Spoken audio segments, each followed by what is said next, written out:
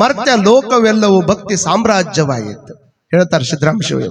ಕಪಿಲ ಸಿದ್ಧ ಮಲ್ಲಿಕಾರ್ಜುನ, ನಿಮ್ಮ ಸಂಗನ ಬಸವಣ್ಣನವರು ಮರ್ತ್ಯದಲ್ಲಿ ಮಹಾಮನೆಯ ಕಟ್ಟಿದರೆ ಮರ್ತ್ಯ ಲೋಕವೆಲ್ಲವೂ ಭಕ್ತಿಯ ಸಾಮ್ರಾಜ್ಯವಾಯಿತು. ಆ ಮನೆಗೆ ತಲೆಬಾಗಿ ಹೊಕ್ಕವರೆಲ್ಲ ನಿಜಲಿಂಗ ಪರಮ ಪದವಿಯ ಪಡೆದರು ಅಂತ ತಿಳ್ಕೊಂಡು ಹೇಳ್ತಾರೆ. ಭಕ್ತಿಯ ಸಾಮ್ರಾಜ್ಯ ಅನ್ನುವಂಥದ್ರೊಳಗೆ ಅನುಭವ ಮಂಟಪ ಅನ್ನುವಂಥದ್ದು ಕಟ್ತಾರ. ಅನುಭವ ಮಂಟಪದೊಳಗೆ ಬಂದಿರತಕ್ಕಂಥವ್ರು ಯಾರು ತಲೆಯಾಗಿ ಬಂದಾರಲ್ಲ, ಎಷ್ಟು ಮಂದಿ ಬಂದಿದ್ರು? ನಿತ್ಯ ಅನುಭವ ಮಂಟಪದೊಳಗೆ ಚರ್ಚೆ ಮಾಡುವಂತ ಶರಣರು ಎಷ್ಟಿದ್ರು ಅಂದ್ರೆ 770 ಮಂದಿ ನಿತ್ಯ ಚರ್ಚೆ ಮಾಡ್ತಿದ್ರು. ಎಷ್ಟು ಮಂದಿ? 770 ಜನ. 770 ಜನರೊಳಗ ಸುಮಾರು 60 ಮಂದಿ ಮಹಿಳೆಯರು. 60 ಮಂದಿ ಮಹಿಳೆಯರೊಳಗೆ 30 ಮಂದಿ ಮಹಿಳೆಯರು ವಚನಗಳನ್ನ ಬರೀತಾರ. ವಚನ ಸಾಹಿತ್ಯ ಅನ್ನುವಂತಹದ್ದು ಜಗತ್ತಿನ ಮಾನವ ಕುಲವನ್ನ ಉದ್ಧಾರ ಮಾಡುವುದಕ್ಕಾಗಿ ಸೃಷ್ಟಿಯಾಗಿರುವಂತಹದ್ದು ವಚನ ಸಾಹಿತ್ಯ. ಕಟ್ಟಿ ಮೇಲೆ ಕುತ್ಕೊಂಡು ಬರಿಬೇಕಂತ ಬರೆದಿರ್ತಕ್ಕಂಥ ಸಾಹಿತ್ಯ ಅಲ್ಲ. ಇಲ್ಲ ನನ್ನ ಹೆಸರು ಬರ್ಬೇಕಂತ ಬರೆದಿರುವಂತ ಸಾಹಿತ್ಯ ಅಲ್ಲ. ಇದನ್ನ ಯಾರಿಗಾದ್ರೂ ತೋರಿಸ್ಬೇಕಂತ ಬರೆದಿರುವಂತ ಸಾಹಿತ್ಯ ಅಲ್ಲ. ಹೆಸರು ಮಾಡ್ಬೇಕಂತ ಬರೆದಿರುವಂತ ಸಾಹಿತ್ಯ ಅಲ್ಲ. ಜನರ ಮನಸ್ಸಿನೊಳಗಿರ್ತಕ್ಕಂಥ ಅಜ್ಞಾನವನ್ನ ಕಳಿಬೇಕಾಗಿರುವಂತ ನಿಜ ಸಂಧಾನದ ಸಾಹಿತ್ಯವನ್ನ 12ನೇ ಶತಮಾನದೊಳಗೆ ಎಲ್ಲರೂ ಬರೆದ್ರು.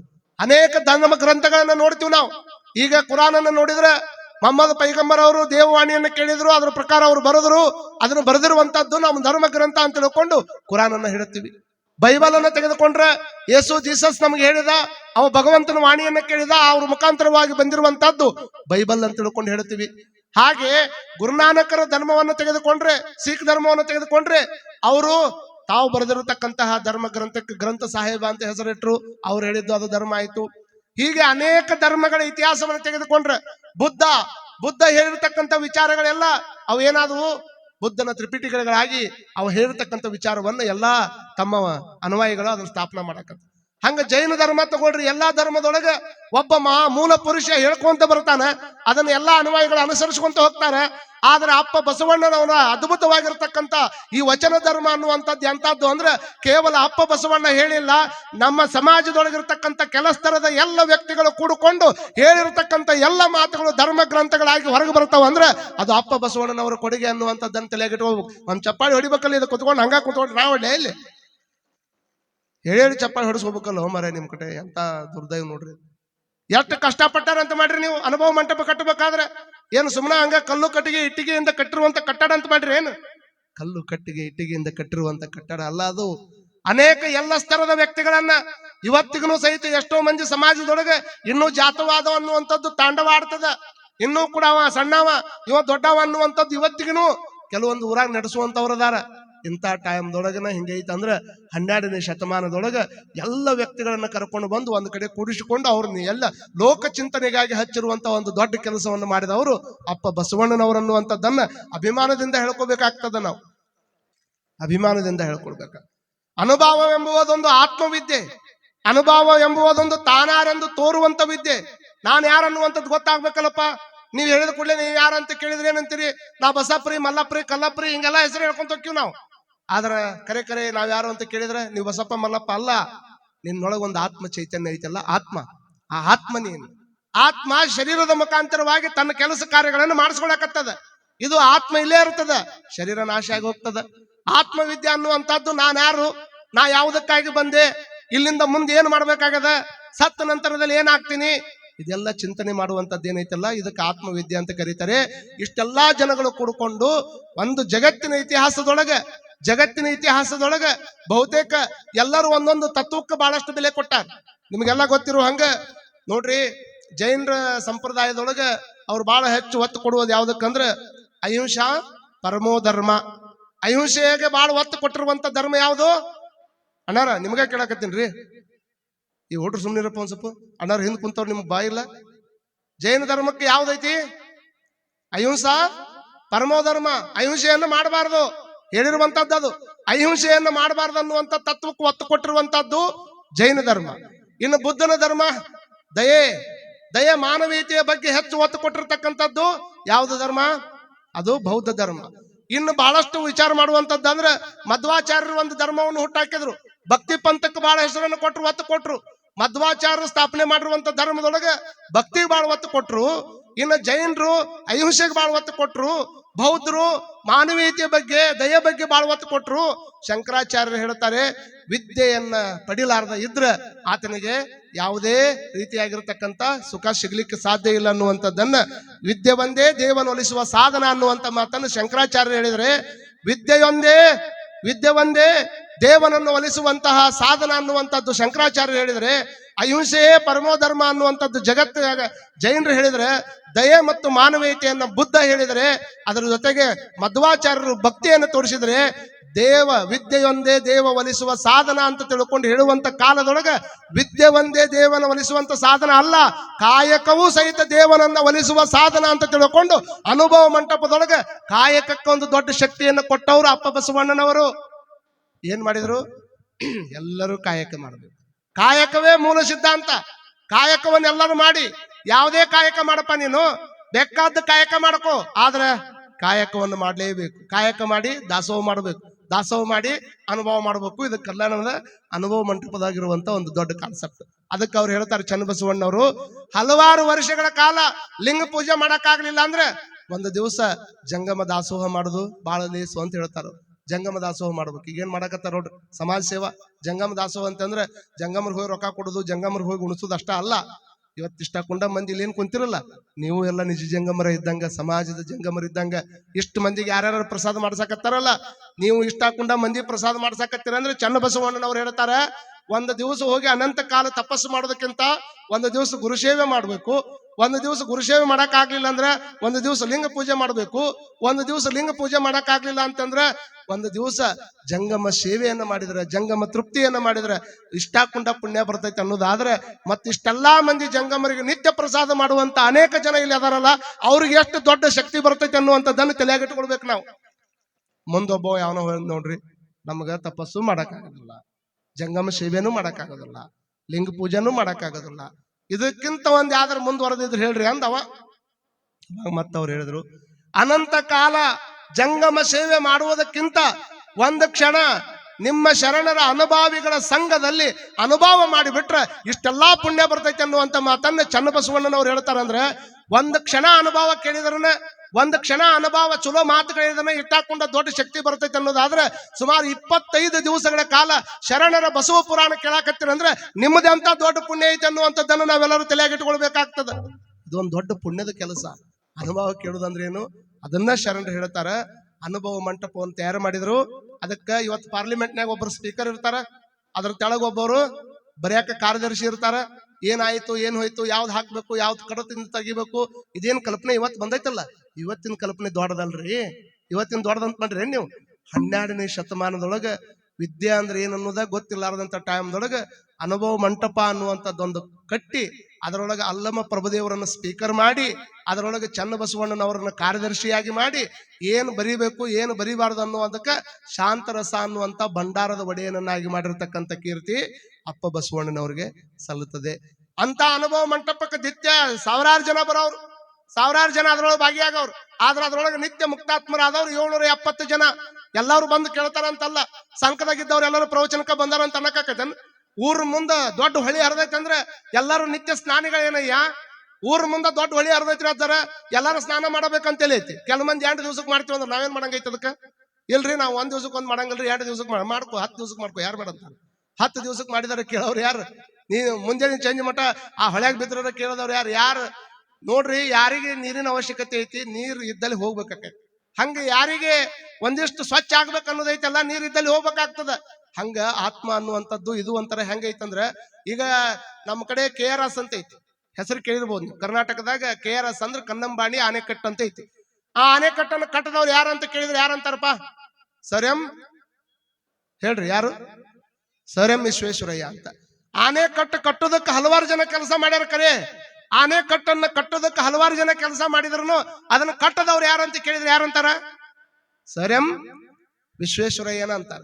ಕಟ್ಟವ್ರು ತಗೊಂಡು ಹೋಗಿ ಇಟ್ಟು ಎಲ್ಲೆಲ್ಲಿ ಇಡ್ಬೇಕು ಅಲ್ಲಿ ಇಡ್ತಾರ, ಏನೇನ್ ಮಾಡ್ಬೇಕಂದ್ರೆ ಇಡ್ತಾರ ಅಷ್ಟ. ಆದ್ರ ಅದ್ರ ಕ್ಷಮತಾ ಎಷ್ಟಿರ್ಬೇಕು, ಎಷ್ಟು ಫೂಟ್ ಇರ್ಬೇಕು, ಇಷ್ಟ ಆಳ್ ಇದ್ರೆ ಜನರಿಗೆ ಅನುಕೂಲ ಆಕೈತಿ, ಇಷ್ಟ ಹಾಕೊಂಡ ನೀರ್ ನಿಂತ್ರೆ ಇಷ್ಟ ಹಾಕೊಂಡ ಹೊಲಕ್ಕೆ ನೀರು ಹರಿಸಬಹುದು. ಇಷ್ಟೆಲ್ಲ ಥಿಂಕ್ ಮಾಡಿರ್ತಕ್ಕಂಥ ಒಂದು ತಲೆ ಅಂದ್ರೆ ಅದು ಕನ್ನಂಬಾಡಿ ಆನೆಕಟ್ಟನ್ನು ಕಟ್ಟಿರುವಂತ ಸರ್ ಎಂ ವಿಶ್ವೇಶ್ವರಯ್ಯ ಅನ್ನುವಂಥದ್ದನ್ನ ನಾವು ತಲೆಯಾಗಿಟ್ಕೊಳ್ಬೇಕಾಗ್ತದೆ. ಆನೆಕಟ್ಟು ಕಟ್ಟಿದ್ರ ಬರಡಾಗಿರ್ತಕ್ಕಂಥ ಹೊಲ ಹಚ್ಚ ಹಸಿರಾಕ್ಕವನ್ನುವಂಥದ್ದು ಎಷ್ಟು ಸತ್ಯ ಐತಲ್ಲ, ಹಂಗ ಆನೆಕಟ್ಟಿನ ರೂಪದೊಳಗೆ ಕಟ್ಟಿರ್ತಕ್ಕಂಥ ಮಂಟಪವೇ ಅದು ಅನುಭವ ಮಂಟಪ. ಆನೆಕಟ್ಟು ಕಟ್ಟಿದ್ರ ನೀರು ಹರಿದ ಹೊಲ ಹಸಿರಾಗ್ತದ. ಈ ಅನುಭವ ಮಂಟಪದೊಳಗೆ ಎಲ್ಲ ಶರಣರಗಳ ವಿಚಾರಗಳು ಹೇಗ ಬೆನ್ನಿಯನ್ನ ಕಡಿಬೇಕಾದ್ರೆ ಮೊಸರು ತಗೊಂಡು ಹಿಂಗ್ ಕಡಿಬೇಕಾದ್ರೆ ಹೆಂಗ ಅದ್ರೊಳಗೆ ಮತನ ಮಾಡಿದಾಗ ಬೆನ್ನಿ ಉತ್ಪತ್ತಿ ಆಗ್ತದ, ಹಂಗ ಅನುಭವ ಮಂಟಪದೊಳಗೆ ಎಲ್ಲ ಶರಣರು ಕೂಡಿಕೊಂಡು ಆತ್ಮಗಳ ಮತನದಿಂದ ಅನುಭವ ಅನ್ನುವಂಥದ್ದು ಹುಟ್ಟಿ ಇಲ್ಲಿ ನೀರು ಬಿಟ್ಟರು ಹೊಲ ಹಸಿರು ಹೆಂಗಾಗ್ತವ, ಹಂಗ ಈ ಅನುಭವದ ಅನುಭಾಮೃತವನ್ನ ನಮ್ಮೆಲ್ಲರ ಬರಡಾಗಿರ್ತಕ್ಕಂಥ ಮನಸ್ಸಿನೊಳಗೆ ಹಾಕೊಂಡು ಬಿಟ್ರೆ ಈ ಹೃದಯ ಅನ್ನುವಂಥದ್ದು ಹಚ್ಚ ಹಸಿರಾಕೈತೆ ಅನ್ನುವಂಥ ಕಾರಣಕ್ಕೆ ಅನುಭವ ಮಂಟಪದಾಗ ಎಲ್ಲಾ ಶರಣರು ವಚನ ಸಾಹಿತ್ಯವನ್ನ ಬರೆದ್ರು. ಅನೇಕ ಜನ ಬರೋರು. ಅಂತದ್ರೊಳಗೆ ಕಲ್ಯಾಣದಾಗ ಒಬ್ಬವ ಇದ್ದ, ಅವನ ಹೆಸರು ಮುಗ್ಧ ಸಂಗಯ್ಯ. ಏನ್ ಹೆಸರು? ಹೆಸರು ನೆನಪಿನಾಗ ಇಟ್ಕೋಬೇಕು. ಯಾವಾಗಾರ ಕೇಳಿದ್ರೆ ಪಟ್ನ ಹೇಳ್ಬೇಕು. ಮುಂದೆ ಕೇಳಿದ್ರೆ ಪಾಠ, ಹಿಂದಿಂದ ಕೇಳಿದ್ರೆ ಸಪಾಟ ಆಗಬಾರ್ದು. ಮುಂದೆ ಹೇಳ್ಕೊಂತ ಹೋಗೋದು, ಹಿಂದಿಂದ ಹಂಗ ನೀವು ಮರ್ತ್ಕೊಂತ ಹೋದ್ರಿ ಅಂತಂದ್ರೆ ಮರಿವು ಅನ್ನೋದು ಬಹಳ ದೊಡ್ಡ ಇದು ಮನುಷ್ಯಾಗ. ಮರಿವು ಅನ್ನೋದು ಬಹಳ ದೊಡ್ಡ ಇದು ಮನುಷ್ಯಾಗ. ಯಾವನೋ ಒಬ್ಬ ಈ ಮಂದಿ ನೋಡ್ರಿ ಮರಿವು ಎಷ್ಟೈತೆ ಅಂತ ಮಾಡ್ರಿ ನೀವು. ಒಬ್ಬವ ಈ ಗಣಪತಿ ಹಬ್ಬ ಬಂದಾಗ ಗಣಪತಿ ಕಳ್ಸಾಕ್ ಹೋಗ್ತಾರ ನೋಡ್ರಿ ನೀವು. ಗಣಪತಿಯನ್ನ ಕಳ್ಸಾಕ್ ಹೋಗುವಂತ ಟೈಮ್ದಾಗ ಹೆಂಗ್ ಮಾಡ್ತಾರ ಮಂದಿ, ದೊಡ್ಡ ಗಣಪನ ಕೊಟ್ಟಾಗ 4 ಮಂದಿ ಮನಿ ಗಣಪತಿ ಅದ್ರಾಗ ಹೋಗ್ಬಿಡ್ತಾವ. ಅಂದ್ರೆ ಪಟಾಕ್ಷಿ ಹಾರ್ಸವ್ರ ಅವರು, ಹಾರಾಡೋರವ್ರು, ಡಿಜೆ ತರೋರವ್ರು, ಸುಮ್ಮನೆ ಎಲ್ಲ ನಾನಾ ತಂದಿರ ಅನ್ನಂಗ ಒಂದ್ ಕಡೆ ಗಂಟಿ ಒಂದ್ ಕಡೆ ಗಣಪನ ಹಿಡ್ಕೊಂಡು ಅಳಗಾಡ್ಸ್ಕೊಂತ ಹೋಗ್ತಾರ. ಹಿಂಗೆ ಅಂದ್ರೆ ಅವ್ರ ಲೆಕ್ಕದಾಗ ಇವ್ರಿಗೆ ಗಣಪತಿ ಹೋಗದ್ ಬರೋವ್ರ ಅಂತ. ಅವ ಹೋಗ್ಯಾನಲ್ಲ ಗಣಪತಿ ಒಗ್ಯಾಕಂತೇಳಿ, ಗಣಪತಿ ಒಗ್ಯಾಕಂತ ಹೋದವ ಹೋಗಿ ಒಗದು ಬಂದಾನ ಮನಿಗೆ. ಒಗದು ಬಂದಾನಲ್ಲ, ಏನ್ ಒಗದು ಬರ್ಬೇಕವ? ಕೈಯಾಗಿದ್ದ ಗಣಪತಿ ಒಗಿಬೇಕಿಲ್ಲವ. ಅವ ತನಗ್ ಮರುವು ಎಷ್ಟೈತೆ ಅಂದ್ರೆ ಗಣಪತಿ ಒಗಿದಕ್ಕಿಂತ ಮುಂಚೆಕ್ಕ ಕೈಯಾಗಿದ್ದ ಗಂಟೆ ಅಲ್ಲಿ ಒಗದು ಗಣಪತಿ ಮನೆಗೆ ತಂದ ಅವ. ಅಂದ್ರ ಮರಿವು ಅನ್ನುವಂಥದ್ದು ಬಹಳಷ್ಟು ಕಷ್ಟ. ಕೆಲವು ಮಂದಿಗೆ ನೋಡ್ರಿ ನೀವು, ಗಂಡ ಹೆಂಡತಿ ಹೆಸರು ಹೇಳಾಕ ಬರಂಗಿಲ್ಲ. ಎಷ್ಟು ಮಂದಿ ಪಟ್ನ ನಮ್ಮ ಮಟ್ಟಕ್ಕೆ ಬಂದಿರ್ತಾರೆ. ಕೆಲವು ಮಂದಿ ಎಷ್ಟು ಮಂದಿ ಮಕ್ಕಳ್ರಿ?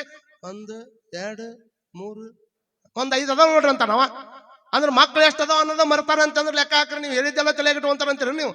ಮರಿವೆ ಅನ್ನೋದು ಬಹಳ ಜಗತ್ತಿನಾಗ ದೊಡ್ಡದದು. ಮರಿವು ಇರ್ಲಿಲ್ಲ ಅಂತಂದ್ರೆ ದಿವಸ ಹೊಡೆದಾಡ್ಕೊಂಡು ಸಾಯ್ತಿದ್ರು ಮಂದಿ. ಅಂದಿದ್ದೆಲ್ಲ ತಲೆಗಿಟ್ಕೊಂಡು ಬಿಟ್ಟಿದ್ರೆ ದಿವಸ ಹೊಡೆದಾಟಕ್ಕಿದ್ವು.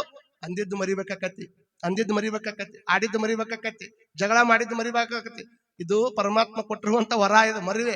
ಹಂಗಂತ ತಿಳ್ಕೊಂಡು ಕೆಟ್ಟದ್ದನ್ನ ಮರಿಬೇಕೆ ಹೊರತಾಗಿ ಒಳ್ಳೆದನ್ನ ಯಾವತ್ತು ಮರಿಬಾರದು. ಅದಕ್ಕೆ ಮರಿವು ಬಂತು ಅಂದ್ರೆ ನಮ್ಮ ಜೀವನ ಸಾಕಾರ ಆಗ್ಲಿಕ್ಕೆ ಸಾಧ್ಯ ಇಲ್ಲ. ಅಂತ ಕಲ್ಯಾಣದೊಳಗೆ ಮುಗ್ಧ ಸಂಗಯ್ಯ, ಹೆಸರ ಮುಗ್ಧ ಸಂಗಯ್ಯ ಯವ್ವ, ಹೆಸರ ಮುಗ್ಧ ಸಂಗಯ್ಯ.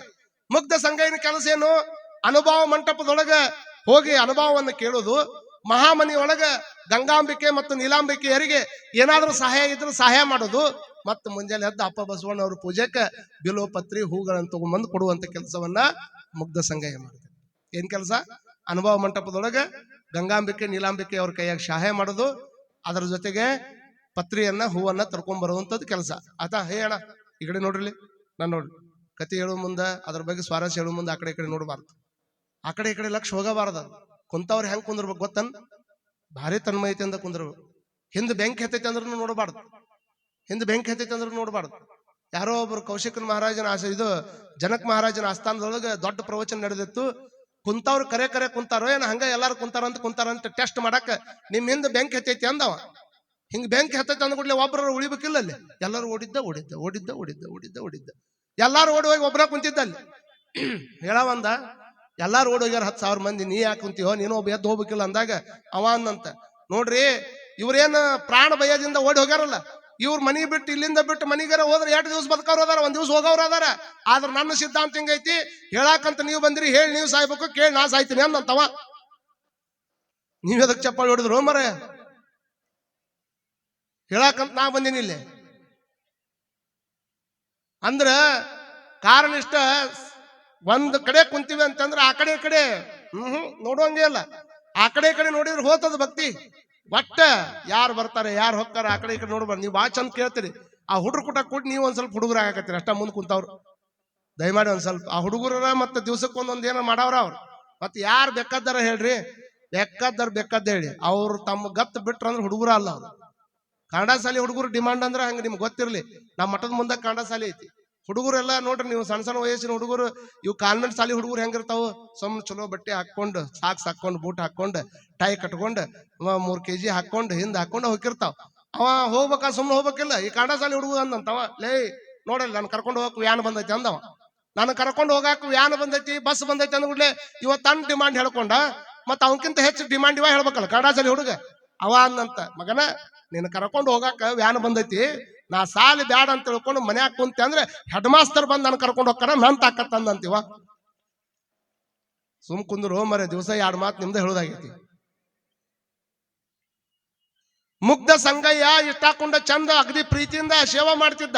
ಹೆಸರಿನೊಳಗ ಮುಗ್ಧ ಐತಿ, ಹೊರಗಿನ ಯಾವ ವಿಚಾರ ಗೊತ್ತಾಕಿರಂಗಿಲ್ಲ. ಕೆಲವು ಮಂದಿ ಹಂಗ ಮುಗ್ದಿರ್ತಾರ, ನೋಡೋದಕ್ಕೆ ಲೌಕಿಕ ಯಾವ ವ್ಯವಹಾರನೂ ಗೊತ್ತಿರೋದಿಲ್ಲ ಅವ್ರಿಗೆ. ಲೌಕಿಕದ ವ್ಯವಹಾರ ಅಂದ್ರೆ ಏನು ಅಂತದ್ದೇನು ಅರಿಯಲ್ಲ ಇರ್ತಕ್ಕಂಥ ವ್ಯಕ್ತಿಗಳಿಗೆ ಮುಗ್ಧರು ಅಂತ ಕರೀತಾರ. ಕೆಲವು ಮಂದಿ ಮುಗ್ಧರಿದ್ದಂಗೆ ಇರ್ತಾರ, ಆದ್ರೆ ಅವ್ರು ಮುಗ್ಧರು ಇರುವುದಿಲ್ಲ. ಆದ್ರೆ ಇನ್ನು ಕೆಲವು ಮಂದಿ ಸಹಜವಾಗಿರ್ತಾರ, ಅವ್ರು ಮುಗ್ಧರಾಗಿ ಕೆಲಸ ಮಾಡ್ತಾರ.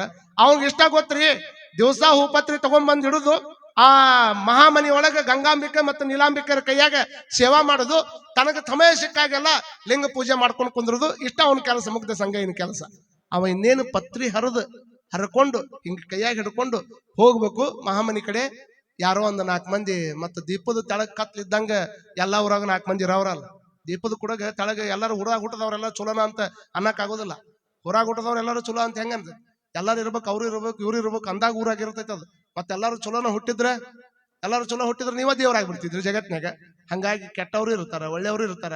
ಕೆಟ್ಟವ್ರ ಮಧ್ಯದಾಗ ಒಳ್ಳೆಯವ್ರು ಇರೋದೇನೈತಲ್ಲ, ಇದು ಬಹಳಷ್ಟು ವೈಶಿಷ್ಟ್ಯ. ಯಾವಾಗ 4 ಮಂದಿ ಆ ಕಡೆಯಿಂದ ಮಾತಾಡಕತ್ತಿದ್ರು, 1-2 ಶಬ್ದ ಕಿವಿ ಬಂದ್ರು ನೋಡ್ರಿ. ನಿನ್ನೆ ಬಸವಣ್ಣನವರ ಮಹಾಮನಿ ಒಳಗೆ ಊಟ ಮಾಡಿದ ಮೇಲೆ ಬಸವಣ್ಣನವರು ಕೊಟ್ಟ ಕಾಣಿಕ ತಗೊಂಡು ನಾವ್ ಎಲ್ಲಿ ಹೋಗಿದ್ವಿ ಅಂದ್ರೆ ವೇಶ್ಯೆಯರ ಮನೆಗೆ ಹೋಗಿದ್ವಿ. ಕೇಳ್ರಮ್ಮ, ವೇಶ್ಯೆಯರ ಮನೆಗೆ ಹೋಗಿದ್ವಿ. ವೇಶ್ಯೆಯರ ಮನೆಗೆ ಹೋದಾಗ ಎಂತ ಆನಂದ ಅಂತ ತಿಳ್ಕೊಂಡ್ರಿ ನಮಗ. ವೇಶ್ಯೆಯರ ಮನೆ ಸ್ವರ್ಗ ಇದ್ದಂಗಿದ್ವು. ಅಲ್ಲಿರ್ತಕ್ಕಂಥ ವೇಶ್ಯೆಯರನ್ನ ನೋಡಿದ ಮೇಲೆ ಪರಮಾತ್ಮ ನಮಗ್ ಬೆಟ್ಟ ಆದಂಗ ಆಯ್ತು. ಅವ್ರು ತಮ್ಮ ಭಾಷೆದ ಮಾತಾಡ್ಕೊಂತ ಹೊಂಟಾರ, ಹಿಂಗ್ ಮಾತಾಡ್ಕೊಂತ ಹೊಂಟಾರ. ವೇಶ್ಯೆಯರ ಮನೆ ಅಂದ್ರೆ ಸ್ವರ್ಗ. ವೇಶ್ಯೆಯರ ಮನೆ ಒಳಗೆ ಹೋದಾಗ ಪರಮಾತ್ಮ ಕಂಡಂಗ ಸುಖ ಅನುಭವಿಸಿದ್ವಿ ನಾವು. ಹಿಂಗ ಯಾವಾಗ ಹೇಳ್ಕೊಂತ ಬರಾಕತ್ರು ಈ ಶಬ್ದ 2 ಕಿವಿ ಬಿದ್ದು ನೋಡ್ರಿ. ಅವು ಏನು, ವೇಶ್ಯೆಯರ ಮನೆಗೆ ಹೋದ್ರ ಸ್ವರ್ಗ ನೋಡ್ದಂಗ ಆಕತಿ, ಅಲ್ಲಿ ಪರಮಾತ್ಮ ಬೆಟ್ಟಕ್ಕ ಇಷ್ಟ ತಲೆಗಿಟ್ಕೊಂಡ. ಓಡಿ ಬಂದವನ ಬಸವಣ್ಣನವ್ರು ಪತ್ರ ಇಟ್ಟು, ಅಪ್ಪ ಬಸವಣ್ಣ, ನಂದೊಂದು ವಿನಂತಿ ಐತಿ, ಅದನ್ನ ನೀನು ನನಗೆ ಸಾಕಾರ ಮಾಡಿಕೊಡ್ಬೇಕಂತ. ಏನು ಕೇಳಾರದಂತಹ ಮುಗ್ಧ ಸಂಗಯ್ಯ ಇವತ್ತು ಬಂದು ಏನೋ ಕೇಳಾಕತ್ತಾನ ಬಾಯಿ ಬಿಟ್ಟು ಅಂದಾಗ, ಅಲ್ಲಿರ್ತಕ್ಕಂಥ ಹಡಪದ ಅಪ್ಪನಿಗಾಗ್ಲಿ, ಚನ್ನ ಬಸವಣ್ಣಗಾಗ್ಲಿ, ಗಂಗಾಂಬಿಕೆ ನೀಲಾಂಬಿಕೆಗಾಗ್ಲಿ ಕುತೂಹಲ. ಏನ್ ಕೇಳ್ತಿದ್ದಾನ ಬಾಲ ಮುಗ್ಧ ಸಂಗಯ್ಯ? ಏನು ಕೇಳಾರ್ದವಲ್ಲ, ಬಾಯಿ ಬಿಡವಲ್ಲ, ಮಾತಾಡವಲ್ಲ, ತನ್ನ ಕಾಯ್ಕತ್ತ ಮಾಡ್ಕೊಂಡು ಹೋಗವ. ಇಂಥವ್ ಏನ್ ಕೇಳ್ತಾನ ಅಂದಾಗ, ಇಲ್ಲ ಹಿಂಗ ನಾನು ಪತ್ರಿ ಹರ್ಕೊಂಡ್ ಬರುವಂತ ಟೈಮ್ದೊಳಗ 3-4 ಮಂದಿ ಮಾತಾಡೋದು ಕೇಳೀನಿ. ವೇಶ್ಯೆಯರ ಮನಿ ಒಳಗ ಸ್ವರ್ಗ ಐತಂತ, ಅಲ್ಲಿ ಪರಮಾತ್ಮದನಂತ, ನೀ ಹೆಂಗಾರ ಮಾಡಿ ನನ್ನೂ ಅಲ್ಲಿ ಕಳಿಸ್ಕೊಡು ಅಂದವ. ನನ್ನೂ ಅಲ್ಲಿ ಕಳಿಸ್ಕೊಡು ಅಂತ ಅಂದಾಗ, ಜಂಗಮನ ಅಪೇಕ್ಷೆ ಅದು ಪರಮಾತ್ಮನ ಅಪೇಕ್ಷೆ ಅಂತ ತಿಳ್ಕೊಂಡು ಬಸವಣ್ಣ ಎಷ್ಟು ದೊಡ್ಡವ್ರ ಅಂತಂದ್ರೆ, ಬಸವಣ್ಣನವರು ದೊಡ್ಡವ್ರು ಅನ್ನೋದಕ್ಕೆ ಪ್ರಭುದೇವರು ಒಂದು ಮಾತನ್ನ ಹೇಳ್ತಾರ, ದೇವರಾದರೆ ಆಗಬಹುದು, ದೇವ್ರು ಒಂದ್ ವೇಳೆ ದೇವ್ರ ಆಗಕ್ ಬರ್ತದೆ ಅಂತ ಮನುಷ್ಯಾಗ. ಬಸವಣ್ಣ ಯಾಕೆ ದೊಡ್ಡವಕ್ಕ ಅನ್ನೋದಕ್ಕೆ ಈ ಮಾತು ಹೇಳ್ತಾರ ಅವರು, ದೇವರಾದರೆ ಆಗಬಹುದು, ಬಸವನಾಗಲು ಬಾರದು. ಯಾಕಂದ್ರೆ ಯಾರು ಕೊಲ್ಲಾಕ ಬಂದಾರ ಅವ್ರಿಗೂ ಸಹಿತ ಒಳ್ಳೇದಾಗ್ಲಿ ಅಂತ ಬಯಸ್ತಾವ ಬಸವಣ್ಣ. ಯಾರು ತನ್ನ ಬೇದಾರ ಅವ್ರಿಗೆ ಒಳ್ಳೇದಾಗ್ಲಿ ಅಂತ ಅಂದವ ಬಸವಣ್ಣ. ಯಾರು ತನ್ನ ಮೇಲೆ ಸಿಕ್ಕಾಪಟ್ಟಿ ಹಗೆತನ ಸಾಧಿಸಾಕತ್ತಾರ ಅವ್ರಿಗೆ ಒಳ್ಳೇದಾಗ್ಲಿ ಅಂತ ಅಂದವ ಬಸವಣ್ಣ. ಕೇಳಾಕ ಚಂದ ಐತ್ರಿ. ನಾವ್ಯಾಕೆ ಇನ್ನು ಬಸವಣ್ಣ ಆಗಿಲ್ಲ ಅಂತಂದ್ರೆ, ನಾವು ಹಾಗೆ ಸಾಧಿಸಿದ ಮಂದಿ, ನಾವು ದ್ವೇಷ ಮಾಡಿದ ಮಂದಿ, ನಾವು ಮತ್ತೊಬ್ಬರ ಕೂಟ ಮಕ ಕಟ್ಕೊಳ್ಳೋ ಮಂದಿ, ಸಣ್ಣ ಪುಟ್ಟ ವಿಷಯಕ್ಕೆ ಜಗಳ ಮಾಡೋ ಮಂದಿ. ಎಟ್ಟು ಸಣ್ಣ ಪುಟ್ಟ ವಿಷಯಕ್ಕೆ ಜಗಳ ಮಾಡ್ತಾರಂತ ಮಾಡ್ರಿ ನೀವು. ಭಾರಿ ಸಣ್ಣ ಪುಟ್ಟ ವಿಷಯಕ್ಕೆ ಜಗಳ ಮಾಡ್ತಾರ ಮಂದಿ. ನಿಮ್ಗೆ ಉದಾಹರಣೆ ಹೇಳೋದಂದ್ರ ನೋಡ್ರಿ, ನಿಮ್ಮ ಮನ್ಯಾಗನು ಎಮ್ಮೆ ಅದಾವ ಅಂತ ತಿಳ್ಕೊಡ್ರಿ. ಅವರ ನಿಮ್ಮ ಮನ್ಯಾಗನು ಎಮ್ಮೆ ಅದಾವ ಅಂತ ತಿಳ್ಕೊಡ್ರಿ. ಆ ಎಮ್ಮೆ ಎಷ್ಟು ಬೆರಿಕೆ ಆಗ್ಯಾವ ಅಂದ್ರ, ಉಣ್ತಾವ ನಿಮ್ಮ ಮನ್ಯಾಗ, ತಿಂತಾವ ನಿಮ್ಮ ಮನ್ಯಾಗ ನೀರು ಕುಡಿತಾವ, ನಿಮ್ಮ ಮನ್ಯಾಗನ ಹಾಲು ಕೊಡ್ತಾವ. ಸಗಣಿ ಮಾತ್ರ ನಿಮ್ಗೆ ಯಾರು ಬ್ಯಾಡಾಗಿರ್ತಾರ ಅವ್ರ ಮನೆ ಮುಂದೆ ಹೋಗಿ ಹಾಕ್ತಾವು. ಇತ್ತಿತ್ತಾಗ ಒಂದಿಷ್ಟು ಮಂದಿ ಹೆಮ್ಮೆ ಹಂಗ ಹುಟ್ಟ್ಯಾವ. ಯಾಕ ನಿಮ್ಮ ಸ್ವಭಾವ ನೋಡ್ಯಾವ.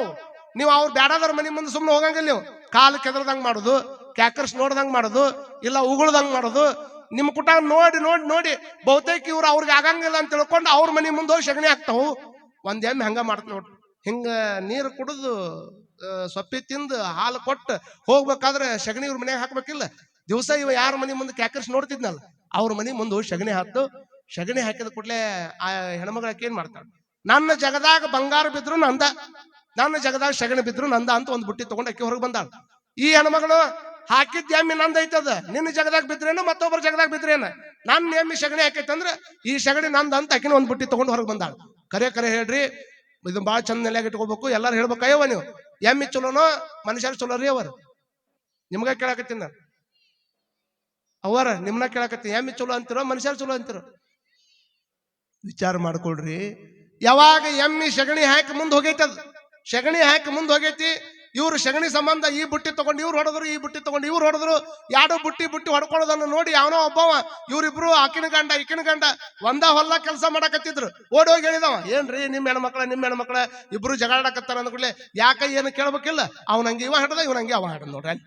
ಏನ್ ಗೊತ್ತಾ ಇಲ್ಲ, ಬರೀ ಜಗಳಾಡಕತ್ತಾರ ಅನ್ನೋ ಸುದ್ದಿ ಕೇಳಿದ್ಬಿಡ್ಲೆ ಅವನಂಗೆ ಇವ ಹಿಡ್ದು ಇವನಂಗೆ ಅವ ಹಿಡ್ದ ಹೊಡಿತಾಡ್ಕೊಂತ ಬಡದಾಡ್ಕೊಂತ ಊರ್ ಮಟ್ಟ ಬಂದ್ರ ಅವ್ರು. ಕೆಲವು ಮಂದಿ ಜಗಳಾಡೋರು ಹಿಂಗಿರ್ತಾರಲ್ಲ, ಊರ್ ಬರೋಕ್ಕಿಂತ ಮುಂಚೆಕ್ ಬಾರಿ ಸಮಾಧಾನ ಇರ್ತಾರ ಅವ್ರು. ಊರಾಗ 4 ಮಂದಿ ನಿಂತು ನೋಡಾಕತ್ತಿದ್ರ ಅಂದ್ರೆ ಜಗಳ ಜೋರಾಕತ್ ನೋಡ್ರಿ. ಯಾವ್ದಾರು ಜಗಳ ಇರ್ಲಿ ಅಂದ್ರ ಗತ್ನ್ಯಾಗನ 4 ಮಂದಿಗೆ ಹೊಡೆದ 4 ಮಂದಿಗೆ ನಮ್ಮ ಧೈರ್ಯ ಏನೈತೆ ಅಂತ ತೋರ್ಸ್ಬೇಕಂತ ಜಗಳಾಡ್ತಿರ್ತಾರ ಅವ್ರು. ಆದ್ರ ತಲೆಯಾಗ ಇಟ್ಕೊಳ್ರಿ, ಯಾವರ ಬೀದಿ ನಾಯಿ ಜಗಳಾಡುವಂತ ಟೈಮ್ದೊಳಗ ಯಾರ 4 ಮಂದಿ ನಿಂತು ನೋಡ್ಕೊಂಡು ಸೆಲ್ಫಿ ಹೊಡ್ಕೊಂಡ್ರು ಅಣ್ಣವ್ರ. ಬೀದಿ ನಾಯಿ ಜಗಳಾಡುವಂತ ಟೈಮ್ದೊಳಗೆ ಯಾರ ನಿಂತು ನೋಡ್ಕೊಂತ ಅಗದಿ ಅದನ್ನ ವರ್ಣ ಮಾಡ್ಕೊಂತ ಸೆಲ್ಫಿ ಹೊಡ್ಕೊಂಡು ನಿಂತಾರ. ಬೀದಿಯಾಗ ಜಗಳಾಡಕತ್ತಾವ ಅಂದ್ರ ಏನ್ ಬಿಡ್ರಿ ಅವ್ ನಾಯಿ ಅದಾವ ಜಗಳಾಡ್ಕೊಂಡು ನಿಂದಿರ್ತಾವಂತ ಹೆಂಗ ಮನಿಗ್ ಹೊಕ್ಕಿವಲ್ಲ ಹಂಗ ಮನಿ ಬಿಟ್ಟು ಹೊರಗೆ ಬಂದ 4 ಮಂದಿ ಅಡ್ಡಾಡು ಜಗದಾಗ ಜಗಳಾಡಕತ್ತಾರ ಅಂದ್ರ ಅವು ಬ್ಯಾರಲ್ಲ ಇವು ಬ್ಯಾರಲ್ಲ ಅಂತ ಸುಮ್ಮನೆ ಮುಚ್ಕೊಂಡು ಕಣ್ಣು ಮುಚ್ಕೊಂಡು ಹೋಗ್ಬೇಕಲ್ಲಿಂದ. ಮತ್ ನೀವು ನಿಂತು ನೋಡಾಕತ್ರಿ, ಜಗಳ ಸ್ಟಾರ್ಟ್ ಆಕತಿ ನೋಡ್ರಿ. ಜಗಳ ಜೋರ್ ಆಕತಿ. ಅದ್ರಾಗ ಒಬ್ಬವ ಯಾರು ಇಷ್ಟ ಹಾಕೊಂಡ ಹೊಡೆದಾಡಕತ್ತಿದ್ ನೋಡಿದ ಮೇಲೆ ಒಬ್ಬವ ಅಂದ, ಹಾಡ್ ಹಗಲಿ ಇಷ್ಟ ಹಾಕೊಂಡ ರಕ್ತ ಬರುವಂಗ ಹೊಡೆದಾಡಕತ್ತಾರ, ಹೇಳೋರಿಲ್ಲ ಕೇಳೋರಿಲ್ಲ ಅಂತೇಳಿ ಅವ ಪೊಲೀಸ್ ಸ್ಟೇಷನ್ ಕಂಪ್ಲೇಂಟ್ ಕೊಟ್ಟ. ಇವ್ರು ಕೊಟ್ಟೇ ಇಲ್ಲ, ಅವ ಕೊಟ್ಟಾನ 3ನೇದಾವ್. ಏನ್ರಿ ನಮ್ಮ ಊರಾಗ ಹೇಳೋರಿಲ್ಲ ಕೇಳೋರಿಲ್ಲ, ಎಲ್ಲಿದ್ರಿ ನೀವು ಬರೀ ಪಟ್ನ ಹಿಂಗ್ ಬಂದ್ ನೋಡ್ತಾರ. ಎದ್ರ ಸಂಬಂಧ ಜಗಳ ಅಂದ್ರ ಅವ್ರು ಎದ್ರ ಸಂಬಂಧ ಅವ್ರ ಜಗಳ ಇದನ್ನ ಹೇಳ್ರಿ, ಎದ್ರ ಸಂಬಂಧ ಅಯ್ಯವ ಜಗಳ? ಸಗಣಿ ಸಂಬಂಧ. ಇಲ್ಲಿ ಬಿದ್ದೈತಿ ನೋಡ್ರಿ ಸಗಣಿ ಅಂದ ಕೂಡ್ಲೇನ. ಅವಾಗ ಅವ್ರ ಅಂದ್ರಂತ, ಮತ್ ಪೊಲೀಸರ ಕೆಲಸ ಏನ್ ಸಗಣಿ ಸಂಬಂಧ ಜಗಳ ಮಾಡ್ರ ಅಂದ್ರ ಡಬ್ಬಿ ತಗೊಂಡ್ಬಂದ್ ಸಗಣಿ ಸೀಸ್ ಮಾಡಿದ್ರು ಅವ್ರು. ಯಾವಾಗ ಸಗಣಿ ತಗೊಂಡು ಬಂದು ಸೀಸ್ ಮಾಡಿದ ಕೂಡ್ಲೇನ FIR ಹರಿಸಿದ್ರು. FIR ಹರಿತು, ಕೋರ್ಟ್ಗೆ ಹೋಯ್ತು. ಪೊಲೀಸ್ ಸ್ಟೇಷನ್ ಬಿಟ್ಟು ಕೋರ್ಟ್ಗೆ ಹೋಯ್ತು. ಅವನು ಒಬ್ಬ ವಕೀಲ್ ಕೊಟ್ಟ, ಇವನು ಒಬ್ಬ ವಕೀಲ್ ಕೊಟ್ಟ. ಎದ್ರ ಸಂಬಂಧಿತ ಜಗಳ ಪಟ್ನ ಹೇಳ್ಬೇಕು. ಸಗಣಿ ಜಗಳ ತೆಗೆದುಕೊಂಡು ಕೋರ್ಟ್ಗೆ ಹೊಕ್ಕಾನಂತಂದ್ರೆ ಮನುಷ್ಯ ಚಲೋನು? ನೀವ ತಿಳ್ಕೊರಿ, ನಾ ಯಾಕೆ ಹೇಳಿ ಅದನ್ನ. ಇಷ್ಟೆಲ್ಲ ಜಗಳ ಆದ್ಮೇಲೆ ತೆಳಗಿನ ಕೋರ್ಟ್ನಾಗ ಇವನಂಗ ಆತು, ಮ್ಯಾಗಿನ ಕೋರ್ಟ್ನಾಗ ಅವನಂಗ ಆತು. ಎದ್ರ ಸಂಬಂಧಿತ? ತೆಳಗಿನ ಕೋರ್ಟ್ನಾಗ ಇವನಂಗ, ಮ್ಯಾಗಿನ ಕೋರ್ಟ್ನಾಗ ಅವನಂಗ. ಎಲ್ಲ ಮುಗಿದ ಮೇಲೆ ಸುಮಾರು 20 ವರ್ಷ ಮಟ್ಟ ಇದ ಜಗಳ ಹೋಗೈತಿ. ಬರೀ ನಾನು ಸಗಣಿ ಬೇಕಂತ 20 ವರ್ಷ ಹೋದ ಮೇಲೆ ತೆಳಗಿನ ಕೋರ್ಟ್ನಾಗ ಒಂದೇ ಜಗಳ ಬಗೆಹರಿಸಿರುವಂತ ಜಡ್ಜ್ ಏನಿದ್ನಲ್ಲ, ಅವ ಪ್ರಮೋಷನ್ ಆಗಿ ತೆಳಗಿನ ಕೋರ್ಟ್ನಿಂದ ಸುಪ್ರೀಂ ಕೋರ್ಟ್ ಮಟ್ಟ ಬಂದಿದ್ದವ. ಅಲ್ಲಿ ಕೋರ್ಟ್ನಾಗ ಬಂದಾನ. 20 ವರ್ಷ ಆದ ಮೇಲೆ ಒಂದೇ ಕೇಸ್ ಯಾವ್ದೈತೆ ಅಂದ್ರೆ ಇದ ಸಗಣಿ ಜಗಳ ಐತೆ ಅಲ್ಲಿ ಅವಂಗ. ಈ ಸಗಣಿ ಜಗಳ ನೋಡಿ ಅವ್ರು ಅನ್ಕೊಂತಾರ, ನನ್ನ ಪ್ರಮೋಷನ್ ಆಗಿ ಸುಪ್ರೀಂ ಕೋರ್ಟಿಗೆ ಬಂದ್ರು, ಇನ್ನೂ ಈ ಜಗಳ ಮುಗಿದಿಲ್ಲ ಅಂದ್ರೆ ಸುಪ್ರೀಂ ಕೋರ್ಟ್ನಾಗ ಬಾಳ ಮಟ್ಟ ವಾದ ಇರೋದಿಲ್ಲ ಅಮ್ಮ. ಬರೀ 3 ನಿಮಿಷ ಅಷ್ಟ ಅಲ್ಲಿ, ತಾಸುಗಟ್ಲೆ ವಾದ ಮಾಡ್ಕೊಂಡು ಕುಂದ್ರಂಗಿಲ್ಲ ಅಲ್ಲಿ. 3 ನಿಮಿಷ 4 ನಿಮಿಷ ಮುಗಿತಲ್ಲಿ. ನಿಮಿಷಕ್ಕೆ ಕೋಟಿಗಟ್ಲೆ ರೊಕ್ಕ ತಗೋತಾರ ವಕೀಲರು ಸುಪ್ರೀಂ ಕೋರ್ಟ್ನಾಗ. ಅವಾಗ ಇವತ್ತೇನಾರ ಅಲ್ಲಿ ತೀರ್ಪು ಕೊಟ್ಟ ಬಿಡ್ತೀವಿ ನಾವು, ಎಲ್ಲರೂ ಬರ್ಬೇಕಂತ ತಿಳ್ಕೊಂಡು ಇಬ್ಬರನ್ನ ಕರೆಸಿದ್ರು. ವಿವಾದ ನೋಡಿದ್ರು. 3 ನಿಮಿಷದಾಗ ಏನ್ ಕೊಟ್ರು ಗೊತ್ತಂತ ತೀರ್ಪು. ಅವ್ರು ತೀರ್ಪು ಏನು ಕೊಟ್ರು ಅಂತಂದ್ರ, ಒಬ್ಬವನ್ ಕೇಳಿದ್ರು, ಏನ್ಪ ನಿನ್ ವಾದ? ಸಗಣಿ ನನ್ನ ಎಮ್ಮೆ ಹಾಕೈತ್ರಿ, ಅದು ಎಮ್ಮೆ ಹಾಕಿರುವಂತ ಸಗಣಿ ನಂದ ಅಂತ ಇವ ಅಂದ. ಇಲ್ರಿ, ಆ ಸಗಣಿ ನನ್ನ ಜಗದಾಗ ಬಿದ್ದೈತಿ, ಆ ಸಗಣಿ ನಂದ ಅಂತ ತಿಳ್ಕೊಂಡು ಅವ ಅಂದ. ಅವಾಗ ಅವ್ರು ಹೇಳಿದ್ರಂತ, ನೋಡಪ್ಪ, ಈ ಸಗಣಿ ಹಾಕಿದ್ದು ನಂದಂತ ನೀ ಅನ್ನಕತ್ತಿದಿ, ಇಲ್ಲ ಇದು ಜಗದಾಗ ಬಿದ್ದೈತಿ ಇದು ನಂದ್ ಅನ್ನಕತ್ತಿದಿ. ಈ ಸಗಣಿ ನಿಂದು ಅಲ್ಲ, ಅದು ಹಾಕಿದ್ದು ಎಮ್ಮಿದೈತಿ, ಅದು ಬಂದು ಕೇಳಿದ್ರೆ ಕೊಡ್ತೀವಿ, ಮಕ್ಕ ಮುಚ್ಕೊಂಡು ಮನೆಗೆ ಹೋರಿ ಅಂದ್ರ ಅವ್ರು. ವಿಚಾರ ಮಾಡ್ಕೊಡ್ರಿ. ಒಂದು ಸಗಣಿ ಜಗಳ ತೆಗೆದುಕೊಂಡು ಕೋರ್ಟಿಗೆ ಹೋಗುವಷ್ಟು ಮೆಟ್ಟಿಗೆ, ಹೊಲದಾಗ ಒಂದೇನಾದ್ರೂ ಜಾಲಿ ಬೊಡ್ಡಿ ಬರ್ದಿತ್ತಂದ್ರೆ ಅಣ್ಣ ತಮ್ಮರು ಇದ್ರಂದ್ರೆ ಆ ಬೊಡ್ಡಿ ನನ್ನ ಹೊಲದಾಗ ಬಂದೈತಿ, ಇದು ನಂದಂತ ತಿಳ್ಕೊಂಡು ಕೋರ್ಟಿಗೆ ಹೋಗಿ 10 ಎಕರೆ ಹೊಲ ಪಡ ಕೆಡುವಂತದ್ದನ್ನು ಉದಾಹರಣೆ ನಾವು ನೋಡ್ತೀವಿ ಅಂತಂದ್ರ ಮನುಷ್ಯನ ಬುದ್ಧಿ ಎಲ್ಲಿ ಐತಪ್ಪ? ಇಷ್ಟ ಹಾಕೊಂಡ ಇದನ್ನ ಮಾಡೋದಕ್ಕೆ ಮನುಷ್ಯ ಅನ್ಬೇಕೇನ್? ಹಂಗ ಅನ್ನಕ್ ಆಗೋದಿಲ್ಲ. ಹಾಗಾಗಿ ವಿಚಾರ ಮಾಡ್ಕೊಳ್ರಿ. ಯಾವಾಗ ಸಂಗಯ್ಯ ಬಸವಣ್ಣನವ್ರ ಮುಂದೆ ಬಂದು, ಅಪ್ಪ ನಾನು ವೇಶ್ಯರ ಮನೆಗೆ ಹೋಗ್ಬೇಕು, ತಯಾರು ಮಾಡಿ ನಾನು ಕಳಿಸ್ಕೊಡು, ನನಗೆ ರೊಕ್ಕ ಕೊಡು ಅಂದ. ಜಂಗಮನ ಅಪೇಕ್ಷೆ ಅದು ಶಿವನ ಅಪೇಕ್ಷೆ ಇದ್ದಂಗ ಅಂತ ತಿಳ್ಕೊಂಡು ಬಸವಣ್ಣ ದೊಡ್ಡವಾಗಿದ್ದು ಇದಕ್ಕ. ಯಾರ ಏನ್ ಕೇಳ್ತಾರ ಅದನ್ನೆಲ್ಲ ಕರುಣೆ ಮಾಡುವಂತದ್ದು ಬಸವಣ್ಣ ಅವ್ರಿಗೆ ಗೊತ್ತಿತ್ತು. ಸಂಗಯ್ಯ ಮುಗ್ಧದಾನ, ಅವ ಏನ್ ತಿಳ್ಕೊಂಡನಲ್ಲ, ಅವ ತಿಳ್ಕೊಂಡಿದ್ದು ಬೇರೆ ಅದ. ಹೊಕ್ಕಿನಂತ ಕಳಿಸ್ಬೇಕಂತ ತಿಳ್ಕೊಂಡು ಗಂಗಾಂಬಿಕೆ ನೀಲಾಂಬಿಕೆನ ಕರೆದು ಸಂಗಯ್ಯನವರು ಚಂದ ಸ್ನಾನ ಮಾಡಿಸಿ, ಚಲೋ ಬಟ್ಟೆ ಹಾಕಿ, ದ್ರವ್ಯಗಳನ್ನ ಮನಿ ಮೇಲೆ ಅವನ ದೇಹದ ಮೇಲೆ ಸಿಂಪಡಿಸಿ, ಅವನ ಕೈಯೊಳಗೆ ರೊಕ್ಕ ಕೊಟ್ಟು ಅವನು ತಗೊಂಡು ಹೋಗಿ ವೇಶ್ಯ ಮನೆಗೆ ಬಿಟ್ಟು ಬರ್ರಿ ಅಂದ. ವೇಶ್ಯ ಮನೆಗೆ ಬಿಟ್ಟು ಬರ್ರಿ ಅಂತ ಬಸವಣ್ಣ ಅಪ್ಪನವ್ರು ಹೇಳಿದಾಗ ಎಲ್ಲಾರು ಕೂಡ್ಕೊಂಡು ಅವ್ನ ತಯಾರು ಮಾಡಿ ಇಬ್ಬರು ಹೋಗಿ ವೇಶ್ಯ ಮನಿ ಒಳಗೆ, ಅತಿ ಸುಂದರವಾಗಿರತಕ್ಕಂಥ ವೇಶ್ಯ ಮನಿ ಒಳಗೆ ಹೋಗಿಬಿಟ್ಟು ಬಂದು, ವೇಶ್ಯ ಮನಿ ಒಳಗೆ ಹೋಗಿದ ಕೂಡಲೇನ ವೇಶ್ಯ ಮನಿಯನ್ನು ನೋಡ್ತಾನಲ್ಲ, ವೇಶ್ಯ ಮನಿ ಹೆಂಗಿರ್ತದ? ಭಾರಿ ಆನಂದವಾಗಿರ್ತಕ್ಕಂಥ ರಂಗಿನ ಚಿತ್ತಾರಗಳನ್ನು ನೋಡಿದ, ಅಲ್ಲಿರ್ತಕ್ಕಂಥ ಕುತನಿ ಅರಿವಿ ನೋಡಿದ, ಅಲ್ಲಿರ್ತಕ್ಕಂಥ ಮಂಚ ನೋಡಿದ. ಅವಾಗ ಅವ್ರು ಹೇಳಿದ್ ನೆನಪು ಬರಾಕತ್ತ, ಹೌದು ಅವ್ರು ಹೇಳಿದ್ ಕರೆ ಐತಿ. ಇದು ಸ್ವರ್ಗ ಇದ್ದಂಗೆ ಐತಿ. ಈ ಸ್ವರ್ಗ ಇದ್ದಂಗೆ ಐತಿ. ಇದು ನಾವು ವಾಸ ಮಾಡುವಂತದ್ದಲ್ಲಿದು. ಕರೆ ಕರೆ ಸ್ವರ್ಗ ಐತಿ. ಇಷ್ಟು ದಿವಸ ನಾ ಇಲ್ಲಿ ಬಂದೇ ಇಲ್ಲಲ್ಲಪ್ಪ, ಎಂತದ್ದು ನಂದು, ನಾ ಇಷ್ಟಕೊಂಡ ದಿವಸ ಇಲ್ಲಿ ಬರ್ಲೇ ಇಲ್ಲಲ್ಲ, ಬರೀ ಅಲ್ಲೇ ಉಳಿದು ಬಿಟ್ಟೆ ಅಂತ ತನ್ನ ಮನಸ್ಸಿನಾಗ ಅನ್ಕೊಂಡ ವೇಶ್ಯೆ ಹೆಣ್ಮಗಳು ಹೊರಗೆ ನಿಂತವನಿಲ್ಲಲ್ಲ. ಹಾಗಾದ್ರೆ ಇಷ್ಟ ಅದ್ಭುತವಾಗಿರ್ತಕ್ಕಂಥ ಸ್ವರ್ಗದೊಳಗೆ ಪರಮಾತ್ಮ ಎಲ್ಲದನ ಅಂತ ಕೇಳಿದವ. ಯಾರಿಗೆ? ವೇಶ್ಯೆ ಹೆಣ್ಮಗಳಿಗೆ. ಬಹುತೇಕ ಹೆಣ್ಮಗಳಿಗೆ ಇವತ್ತು ಬಂದಾನ ಹೆದರಿರ್ಬೇಕು, ಏನ ಕೇಳ್ತಾನ ಅಂತ ತಿಳ್ಕೊಂಡು ಬಹುತೇಕ ಇಲ್ಲ ಒಳಗದಾನ ಪರಮಾತ್ಮ, ಒಳಗದಾನ ಅಂತ ತಿಳ್ಕೊಂಡು ಅಂದಕ್ಕೆ. ಒಳಗದಾನ ಅಂದ್ರೆ ಹಾಗಾದ್ರೆ ಕರ್ಕೊಂಡು ನಡಿ ಅವನ ಹತ್ರ ಅಂತ ತಿಳ್ಕೊಂಡು ಒಳಗ್ ಕರ್ಕೊಂಡು ಹೊಂಟ್ಬಿಡ್ಲೇನ ಆಕಿಗೆ ಸಮಸ್ಯೆ ಆಗಕತ್ತು. ಇವ ದೇವ್ರ ಎಲ್ಲದನ ಅಂತ ಕೇಳಿದ್ರು ಒಳಗದಾನೆ. ಮತ್ತೆ ಒಳಗೆ ಬಂದು ದೇವ್ರ ಎಲ್ಲದನ ನಾ ಏನ್ ಮಾಡ್ಬೇಕಂತ ತಿಳ್ಕೊಂಡು ಒಳಗೆ ಬಂದು ಕುಂದರ್ಸಿದ್ರು. ಇದಕ್ಕಿಂತ ಚಂದ ಒಳಗಿತ್ತು, ಆಕಿನ ಕೋಲಿ ಏನಿತ್ತಲ್ಲ ಇದಕ್ಕಿಂತ ಚಂದ ಇತ್ತು. ಭಾರಿ ಚಂದ ತಯಾರು ಮಾಡಿ ಚಲೋ ಹೂಗಳಿಂದ ಅಲಂಕಾರ ಮಾಡಿರ್ತಕ್ಕಂಥ ಆ ರೂಮಿನೊಳಗೆ ಕುತ್ಕೊಂಡು ಅವಾಗ ಸಂಗಯ್ಯ ಅಂತಾನ, ದೇವ್ರೆಲ್ಲಿ ಅದನ್ನ ಕರಿ. ಇಲ್ಲ ನಮ್ಮಂತವ್ರು ಭಕ್ತರು ಬಾಳ ಆ ದೇವ್ರಿಗೆ, ಹಿಂಗಾಗಿ ಬ್ಯಾರದ್ರ ಕಡೆ ಹೋಗ್ಯಾನ, ಅವ್ ಬರೋಮಟ ನೀ ಕಾಯ್ಬೇಕಿಲ್ಲ ಅಂತ ಅಂದಾಗ ಅವಾಗ ಸಂಗಯ್ಯ ಅಂತಾನಂತ, ಯಾವ ಕೆಲಸಕ್ಕೆ ಬಂದೀನಿ, ಎಲ್ಲಿ ಬಂದೀನಿ ಅನ್ನುವಂಥದ್ದನ್ನು ಮರೆತ ಮುಗ್ಧ ಸಂಗಯ್ಯ. ಹಾಗಾದ್ರೆ ಆ ದೇವ್ರ ಮಠ ನಾ ಕುತ್ಕೊಂಡು ಖಾಲಿ ಇಲ್ಲೇನು ಮಾಡ್ಲಿ, ನಾ ಲಿಂಗ ಪೂಜೆ ಮಾಡ್ಕೋಬೇಕಿಲ್ಲ. ಲಿಂಗ ಪೂಜೆದಕ್ಕೆ ಹೂ ತಗೊಂಡ್ ಬಾ, ಪತ್ರಿ ತಗೊಂಡ್ ಬಾ, ಮನಿ ಹಾಕು, ನೀರ್ ತಗೊಂಡ್ ಬಾ, ಮನಿಯಿಂದ ನಾ ಪೂಜೆ ಮಾಡ್ಕೋಬೇಕು ದೇವ್ರ ಮಠ ಅಂದ. ನೋಡ್ರಿ, ಹೋಗಿದ್ದೆಲ್ಲಿ ಹೋಗ್ಯಾನ? ವೇಶ್ಯ ಮನಿಗೆ ಹೋಗ್ಯಾನ. ಅಲ್ಲೇನ್ ಹೇಳಕತ್ತಾನ? ಪೂಜೆ ಮಾಡ್ಕೋಬೇಕು, ನಾ ದೇವ್ರು ನೋಡಕತ್ತ ಅಂದ್ರೆ ಅವ್ನ ತಲೆಯಾಗ ಅವ್ರು ಹೇಳಿದ ತಲೆಯಾಗ ಕುಂತ ಬಿಟ್ಟೈತಿ. ಅಲ್ಲಿ ಪರಮಾತ್ಮದನ, ಅದು ಸ್ವರ್ಗ ಇದ್ದಂಗೆ ಐತಿ. ನೋಡಿದ ಕೂಡ್ಲೇನ ಸ್ವರ್ಗ ಇದ್ದಂಗೆ ಐತಿ ಅಂತ ತಿಳ್ಕೊಂಡ ಪರಮಾತ್ಮ ಎಲ್ಲಿ ಅದನ ಅಂತ ತಿಳ್ಕೊಂಡು ವಿಚಾರ ಮಾಡಿದಾಗ ಇಲ್ಲ ಅವ್ನು ಬೇರೆ ಕಡೆ ಹೋಗ್ಯಾನ, ಬರೋ ಮಟ್ಟ ಕಾಯ್ಬೇಕಂದ್ ಕೂಡ್ಲೇನ ಮನ್ಯಾಗ ಪೂಜೆ ಮಾಡ್ಕೊಂಡು ಕುಂತ. ರಾತ್ರಿ ಹೋದಂತಹ ಮುಗ್ಧ ಸಂಗಯ್ಯ ಪೂಜೆ ಮಾಡ್ತಾ ಮಾಡ್ತಾ ಮಾಡ್ತಾ ಆ ಹೆಣ್ಮಗಳಂತಾಳ, ಇಟ್ಟು ದಿವಸ ಎಲ್ಲ ಬಂದವ್ರು ನಮ್ಮ ಕಾಮದ ದೃಷ್ಟಿಯಿಂದ ನನ್ನ ನೋಡಾಕ್ ಬಂದಾರ, ಇಲ್ಲಿ ಬಂದವ್ರದ್ದು ಯಾರು ಕೂಡ ಇಂಥ ಶಬ್ದನ ಹೇಳಿಲ್ಲ. ಅಂತದ್ದು ಒಬ್ಬ ಶರಣ ನಮ್ಮ ಮನೆಗೆ ಬಂದು ಮನ್ಯಾಗ ಪೂಜೆ ಮಾಡ್ಕೊಂತಾನಂದ್ರೆ ಇದಕ್ಕಿಂತ ದೊಡ್ಡ ಭಾಗ್ಯ ಏನೈತೆ ಅಂತ ತಿಳ್ಕೊಂಡು ಓಡೋಡಿ ಹೋಗಿ ಎಲ್ಲಾರನ್ನ ಕರ್ಕೊಂಡ್ ಬರ್ತಾಳ. ಎಲ್ಲ ವೇಶ್ಯರನ್ನ ಕರ್ಕೊಂಡು ಬಂದು ಇಂಥ ಒಬ್ಬ ಮಹಾತ್ಮ ನನ್ನ ಮನೆಯೊಳಗೆ ಪೂಜೆ ಮಾಡ್ಕೊಳಕತ್ತ, ನೋಡ್ಬರ್ರಿ ಅಂತ ತಿಳ್ಕೊಂಡು ಎಲ್ಲಾರು ಕೂಡಿಕೊಂಡು ಆನಂದವಾಗಿ ಅವನು ಪೂಜೆಗೆ ರೆಡಿ ಮಾಡಿದ್ರು. ಪೂಜೆ ಮಾಡ್ತಾ ಮಾಡ್ತಾ ಮಾಡ್ತಾ ರಾತ್ರಿ ಹೋಗಿದ್ದ ಗೊತ್ತಾಗ್ಲಿಲ್ಲ. ನಮಗ್ 10 ನಿಮಿಷ ಪೂಜೆ ಮಾಡ್ಕೊಳಕ್ ಆಗುದಿಲ್ಲ. ನಮ್ಮ ಮನೆ ಜಗದಾಗ ಕುತ್ಕೊಂಡು ನಮ್ಮ ಪೂಜೆ ಕೂಲ್ಯಾಗ ಕುತ್ಕೊಂಡು 10 ನಿಮಿಷ ಪೂಜೆ ಮಾಡ್ಕೊಳಕ್ ಆಗ್ಲಾರ್ದವ್ರು ನಾವು ವೇಶ್ಯರ ಮನೆಗೆ ಹೋಗಿ ಆ ಜಗದಾಗ ಕುತ್ಕೊಂಡು ರಾತ್ರಿ ಎಲ್ಲ ಪೂಜೆ ಮಾಡುವಂತ ಮುಗ್ಧ ಸಂಘ ಹೆಂಗಿರ್ಬೇಕು ವಿಚಾರ ಮಾಡ್ರಿ. ರಾತ್ರಿ ಎಲ್ಲ ಪೂಜೆ ಮಾಡ್ಕೊಂಡ ಮುಂಜಾನೆ ಎದ್ದು ಕೂಡಲೇ ನೋಡ್ತಾನ, ಯಾಕೆ ಇನ್ನೂ ಶಿವ ಬಂದಿಲ್ಲೇನು? ಶಿವ ಇನ್ನೂ ಬಂದಿಲ್ರಿ, ಬರ್ಬೋದು, ನೀವು ಪೂಜೆ ಮಾಡ್ರಿ ಅಂದ್ರ ಅವ್ರಿಗೆ ಆನಂದ ಆಗಕತ್ತದ. ಅವಾಗಂತಾನ, ಶಿವ ಬರ್ತಾನಂತ ತಿಳ್ಕೊಂಡು ಬರೀ ಪೂಜೆನ ಮಾಡ್ಕೊಂತ ಕುಂತ್ರ ಅಲ್ಲಿ ಅಪ್ಪ ಬಸವಣ್ಣನವ್ರ ಲಿಂಗಕ್ಕೆ ಹೂಪತ್ರಿ ಒಯ್ಯವ್ರ ಯಾರು? ನನ್ನ ಕಾಯಕಕ್ಕೆ ತೊಂದ್ರೆ ಆಕೈತಿ, ಬೇಕಾದ್ರೆ ನಾಳೆ ಬರ್ತೀನಿ, ಈಗ ಹೋಗಿ ಪತ್ರಿ ಹೂವ ತಗೊಂಡು ಹೋಗ್ಬೇಕು. ಮಹಾಮನಿ ಒಳಗೆ ಎಲ್ಲಾ ಜಂಗಮರಿಗೆ ದಾಸೋಹ ಮಾಡುವಂತ ಸಂದರ್ಭದೊಳಗೆ ಗಂಗಾಂಬಿಕೆ ತಾಯಿಗೆ, ನೀಲಾಂಬಿಕೆ ತಾಯಿಗೆ ಹೋಗಿ ನಾನೆಲ್ಲ ಅಡಿಗೆ ಕೆಲಸದೊಳಗೆ ಅನುಕೂಲ ಮಾಡ್ಬೇಕು. ಹಾಗಾಗಿ ಇವತ್ತು ನಾ ಬರಂಗಿಲ್ಲ, ನಾ ಹೋಗಿ ಇವತ್ತು ಮತ್ತೆ ನಾಳೆ ಬರ್ತೀನಿ ಅಂತ ತಿಳ್ಕೊಂಡು ಪೂಜೆ ಮುಗಿಸ್ಕೊಂಡು ದೇವ್ರು ನೋಡ್ಲಾರ್ದಂಗ ಬಸವಣ್ಣನವ್ರ ಹತ್ರ ಬಂದ. ಬಸವಣ್ಣವ್ರು ಕೈ ಹಾಕತ್ತಿದ್ರು. ಮುಗ್ಧ ಸಂಗಯ್ಯ ಹೋಗ್ಯಾನ, ಏನಾಕತ್ತೆ ಏನ್ ಸುದ್ದಿಯಲ್ಲೇ, ಏನ್ ತಿಳ್ಕೊಂಡ್ ಬರ್ತಾನೆ ಏನೋ, ಮಂದಿ ಏನ್ ತಿಳ್ಕೊತಾರ ಏನೋ ಅಂತ ಓಡಿ ಬಂದವನ ಸಂಗಯ್ಯ ಬಸವಣ್ಣನವ್ರ ಪಾದಕ್ಕೆ ಬಿದ್ದು ಕೇಳ್ತಾನಂತ, ಬಸವಣ್ಣ ಎಂತ ಅದ್ಭುತ ಸ್ವರ್ಗ ಐತೆ ಅಂತ ತಿಳ್ಕೊಂಡಿ? ಅಲ್ಲಿ ಅವ್ರು ಹೇಳೋದು ಸುಳ್ಳು ಅಂತ ಮಾಡಿದ್ ನಾನು. ಅಲ್ಲಿ ಹೋದ್ರ ಅದ್ಭುತವಾಗಿರ್ತಕ್ಕಂಥ ಸ್ವರ್ಗ ಐತಿ, ಸ್ವರ್ಗದೊಳಗ ಪರಮಾತ್ಮ ಒಳಗದಾನಂತ ಹೇಳಿದ್ರು. ನಾ ಹೋಗುದ್ರಾಗ ಅವ ಎಲ್ಲೇ ಹೋಗಿದ್ದ, ನಾ ರಾತ್ರಿ ಎಲ್ಲ ಪೂಜೆ ಮಾಡ್ಕೊಂಡೆ, ಲಿಂಗ ಪೂಜೆ ಮಾಡ್ಕೊಂಡೆ, ಬಹುತೇಕ ಆ ಸ್ವರ್ಗ ನೋಡಿ ಬಂದಿನಿ, ಪರಮಾತ್ಮ ನನಗೆ ಇನ್ನೂ ಸಿಕ್ಕಿಲ್ಲ, ನಾಳೆ ನಾವು ಇಬ್ರು ಹೋಗೋಣ ಅಂದವ.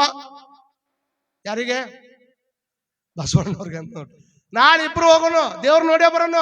ಅಂತ ಸ್ವರ್ಗದಾಗ ಇಂಥ ಸ್ವರ್ಗದೊಳಗ ಪರಮಾತ್ಮನನ್ನು ನೋಡೋದು ಬಹಳ ಆನಂದ. ನನ್ನ ಪೂಜೆಗೆ ಎಷ್ಟು ಚಂದ ವ್ಯವಸ್ಥೆ ಮಾಡ್ಯಾರ. ಬಸವಣ್ಣನವ್ರಿಗೆ ಗಾಬರಿ ಆಗ್ತದ.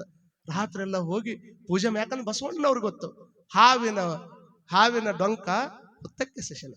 ಹಾವು ಹೆಂಗ ಅಂಕ ಡೊಂಕ ಇದ್ರು ಸಹಿತ ಹುತ್ತದಾಗ ಹೋಗ್ಬೇಕಾದ್ರೆ ಒಳಗೆ ಹೆಂಗ್ ಹೋಗ್ತದ? ಸೀದನ ಹೋಗ್ತೈತಲ್ಲ.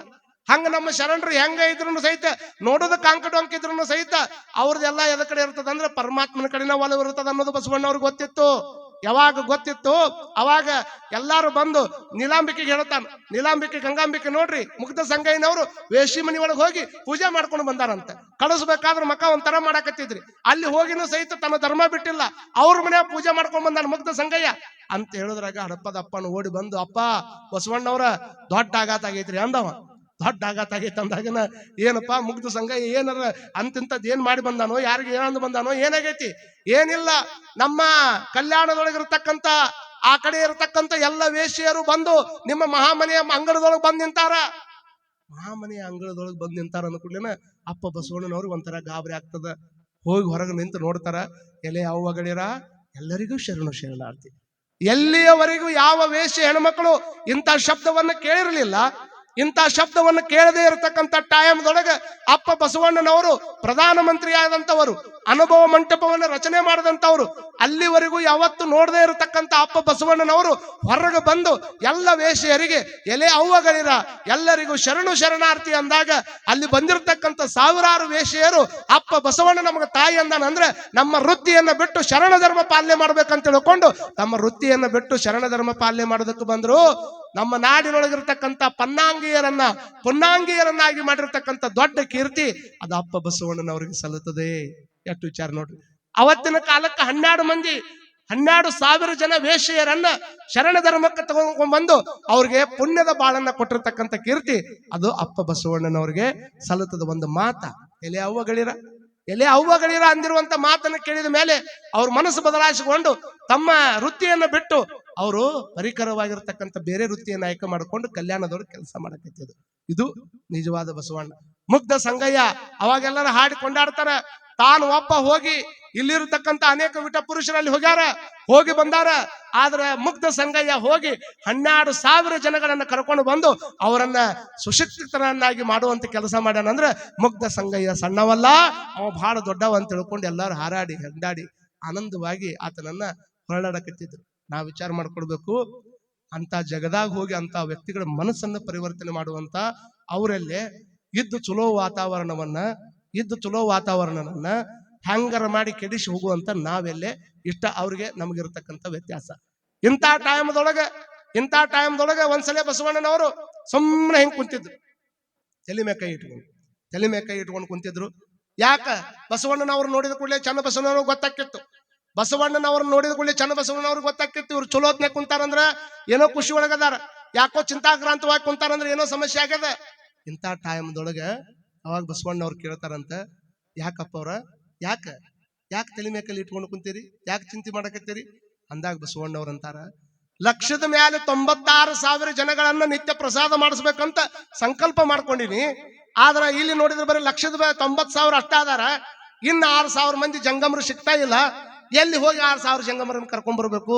ಇನ್ನು 6,000 ಜಂಗಮರು ಬರ್ಲಿ ಅಂತ ಕಾಯಕತ್ತೀನಿ. ಅವ್ರು ಬರ್ಲಾರ್ದಕ್ಕ ನನಗ ಮನಸ್ಸಿಗೆ ನೋವಾಗಕತ್ತದ. ಯಾಕಂದ್ರೆ ಬಸವಣ್ಣನವರು ಜಂಗಮ ಪ್ರೇಮಿಯಾಗಿರ್ತಕ್ಕಂಥ ಅಪ್ಪ ಬಸವಣ್ಣನವರು ಇನ್ನು 6,000 ಮಂದಿ ಎಲ್ಲಿ ಅದಾರ ಅಂದಾಗ ಚನ್ನ ಬಸವಣ್ಣನವರು ಅವ್ರಿಗೆ ಹೇಳ್ತಾರಂತ, ಯಾಕೆ ಚಿಂತೆ ಮಾಡ್ತೀರ? ಅದಕ್ಕೆ ಕಾಶ್ಮೀರದೊಳಗೊಬ್ಬ ಮಾಂಡವ್ಯಪುರದ ಅರಸ